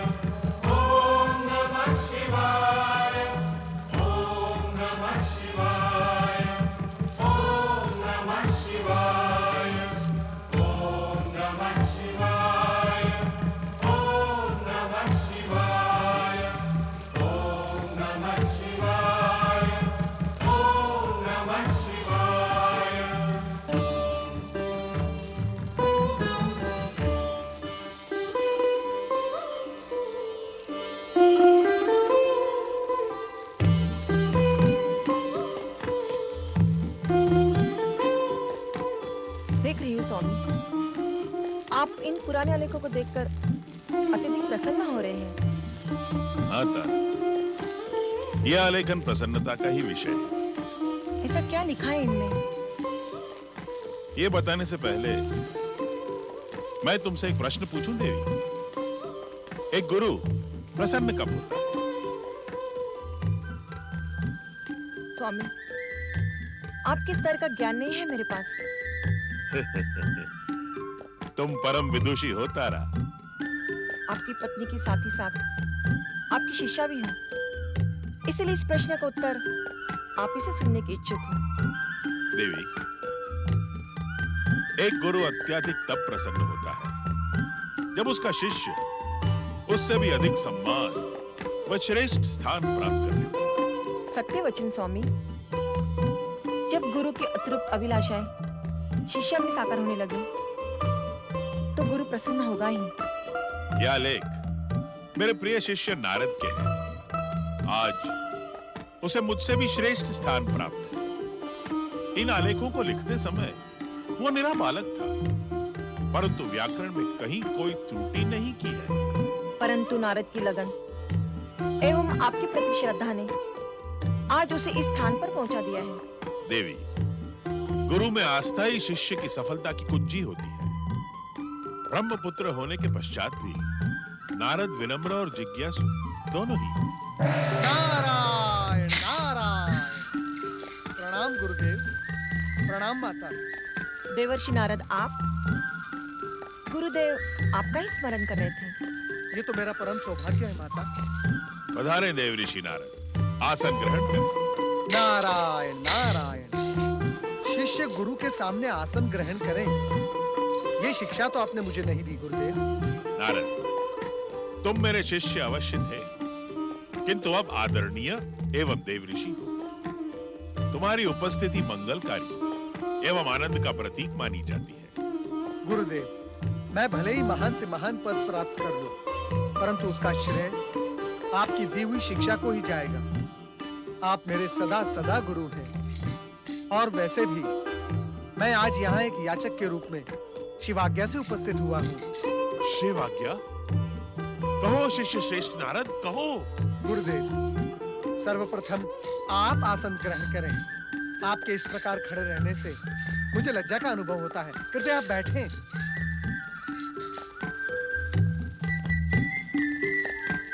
अब विलंब न करो नारद। शिव आज्ञा सुनने के लिए मेरा मन अत्यंत आतुर हो रहा है। गुरुदेव, मुझे भगवान भोलेनाथ ने कहा है कि मुझे दिव्य ब्रह्मज्ञान की प्राप्ति अपने गुरु से ही प्राप्त हो सकती है। गुरुदेव, आपकी गंभीरता इस बात का संकेत देती है कि संभवतः मैं दिव्य ब्रह्मज्ञान प्राप्त करने के लिए योग्य नहीं हूं। नहीं नहीं नारद, तुम तो परम योग्य हो, किंतु मेरी दुविधा का कारण दूसरा है। दुविधा? हाँ नारद, अभी मैं स्वयं इस योग्य नहीं कि तुम्हें परम दिव्य ब्रह्म ज्ञान प्रदान कर सकूं। गुरुदेव, भगवान भोलेनाथ असत्य तो नहीं कहेंगे? शिव शंकर ने जो कुछ कहा है वो सत्य है। शिष्य को ज्ञान गुरु से ही प्राप्त होता है, परंतु तुम जिस रहस्यमयी ब्रह्म ज्ञान के जिज्ञासु हो वो मैंने अभी प्राप्त नहीं किया है। ऐसी स्थिति में नारद की याचना का क्या होगा? उसके लिए मुझे स्वर्गलोक छोड़कर पृथ्वीलोक आनंद की नगरी काशी जाकर शिवाराधना करें।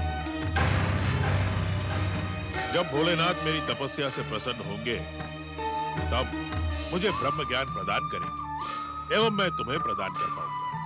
गुरुदेव, क्या दिव्य ब्रह्म ज्ञान प्राप्त करने के लिए मुझे भी तपस्या करनी होगी? रहस्यमयी दिव्य ब्रह्म ज्ञान प्राप्त करने के दो ही उपाय मुझे मिलते हैं। या तो त्रिदेव में से कोई तुमसे प्रसन्न हो, या तुम स्वयं तपस्या करके उन्हें प्रसन्न करो। इसके अतिरिक्त अन्य कोई उपाय नहीं। अब आप अपने शिष्य को आज्ञा दें गुरुवर। नारायण नारायण। ओम नमः शिवाय। ओम नमः शिवाय। ओम नमः शिवाय। ओम नमः शिवाय। ओम नमः शिवाय।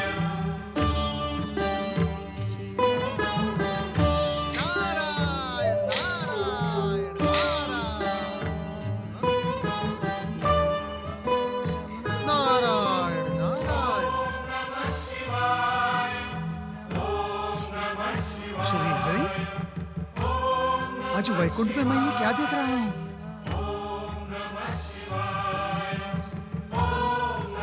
श्री हरि, श्री हरि, आपकी अनुपस्थिति में वैकुंठ को तपस्थली के रूप में देखकर मैं अत्यंत आश्चर्यचकित हूँ। कृपया आप प्रकट हो। श्री हरि, कृपया आप प्रकट हो और मेरी जिज्ञासा को शांत करें। श्री हरि, शांत करें।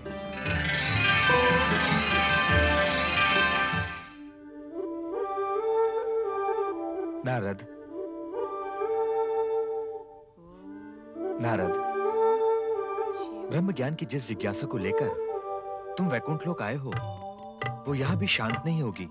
क्यों प्रभु, क्यों? ऐसा क्यों? जो दिव्य ज्ञान हमने भगवान शिव से प्राप्त किया है वो हम उनकी इच्छा के बिना किसी अन्य को प्रदान नहीं कर सकते। तो फिर ऐसी स्थिति में मैं क्या करूं श्री हरि? वो मार्ग भी तुम्हें देवगुरु बृहस्पति ने बताया था कि तुम आनंद धाम काशी नगरी जाकर शिव आराधना कर उन्हें प्रसन्न करो। क्या इसके अतिरिक्त अन्य कोई उपाय नहीं? शिव इच्छा से तो अनेक मार्ग प्रशस्त हो सकते हैं नारद, किंतु मैं तुम्हें इसके अतिरिक्त अन्य कोई मार्ग नहीं बता सकता। ओम नमः शिवाय। अपनी माता लक्ष्मी को देख रहे हो नारद? उन्हें तपस्यारत देखकर आपको आश्चर्य हुआ था और आपने हमसे प्रकट होने की प्रार्थना की थी, किंतु जब हम स्वयं आश्चर्यचकित हैं तो आपके आश्चर्य का समाधान कैसे करें? श्री हरि, आप तो प्रत्येक रहस्य का रहस्य जानते हैं, फिर भला आपको आश्चर्य कैसा? नारद, इसीलिए तो हम स्वयं वैकुंठ लोक से अदृश्य हुए थे। परंतु क्यों प्रभु? जब धन समृद्धि और वैभव की देवी ब्रह्म ज्ञान की आकांक्षा करे नारद, तो क्या ये आश्चर्य की बात नहीं? किंतु इनकी ये इच्छा कभी पूर्ण नहीं होगी। ये तप योग की जगह कहीं हठ योग न बन जाए, इसीलिए हम यहाँ से अदृश्य रहे नारद। माता, कृपया आप मुझ पर रोष न करें। आप श्री हरि विष्णु को प्रसन्न रखने का प्रयास करें। मैं केवल इतना निवेदन कर सकता हूँ। नारायण नारायण। ओम नमः शिवाय। ओम नमः शिवाय। ओम नमः शिवाय। ओम नमः शिवाय। ओम नमः शिवाय। ओम नमः शिवाय। ओम नमः नमः शिवाय। ओम नमः शिवाय। दिव्य ब्रह्म ज्ञान प्राप्त करने की जिस आशा को लेकर तुम यहाँ उपस्थित हुए हो नारद, वो कैलाश और वैकुंठ के समान यहाँ भी पूर्ण नहीं होगी। ऐसा क्यों परमपिता? आप मुझे निराश क्यों करते हैं? और फिर मैं तो आपका मानस पुत्र हूँ, और पिता के ज्ञान एवं उनकी संपत्ति पर पुत्र का पूर्ण अधिकार होता है, और वो न्याय सम्मत भी है। न्याय की दुहाई मत दो नारद। किंतु क्यों परमपिता? न्याय की ये व्यवस्था और संसार के समस्त विधान आपके द्वारा ही तो रचित है। न्याय और विधान अवश्य मेरे द्वारा रचित हैं, किंतु उत्तराधिकार संबंधी विधान विधाता ने कभी स्वीकृत नहीं किया है। अर्थात आप ये कहने के इच्छुक हैं स्वामी कि पिता की संपत्ति एवं ज्ञान पर पुत्र का कोई वैधानिक अधिकार नहीं है। धनी पिता की संपत्ति का दुरुपयोग करना, अपने परिवार की समृद्धि पर अहंकार करना और अपने ही पिता को ज्ञानी समझकर दूसरे के ज्ञान का निरादर करना, उत्तराधिकार में मिले ज्ञान एवं समृद्धि प्राप्त करने वाले पुत्र का स्वभाव बन जाता है। क्योंकि ज्ञान, समृद्धि, धन एवं सत्ता उसने अपने कर्म, परिश्रम और पुरुषार्थ से अर्जित नहीं किया। अधिकार का उल्लेख और न्याय व्यवस्था की दुहाई देने के लिए कृपया आप मुझे क्षमा करें परमपिता, किंतु दिव्य ब्रह्मज्ञान प्राप्त करने के लिए क्या मुझे निराश होना पड़ेगा? तुम्हारी निराशा से भी महत्वपूर्ण यह है नारद, क्या संसार में दिव्य ब्रह्म ज्ञान प्राप्त करने की लहर से उठी है। देवी सरस्वती, देवी लक्ष्मी की तरह तुम्हारी ही आकांक्षा को प्रतिबिंबित कर रही है। यद्यपि एक साधारण से साधारण मनुष्य को ब्रह्म ज्ञान प्राप्त हो सकता है, किंतु उसके लिए उपयुक्त पात्रता आवश्यक है। पात्रता? हाँ, पात्रता जो वंशानुगत नहीं हो सकती, उत्तराधिकार में प्राप्त नहीं की जा सकती। उसके लिए पुरुषार्थ, तपस्या, परिश्रम और शिव आराधना करनी पड़ेगी, क्योंकि उनकी कृपा के बिना दिव्य ब्रह्म ज्ञान की प्राप्ति नहीं हो सकती।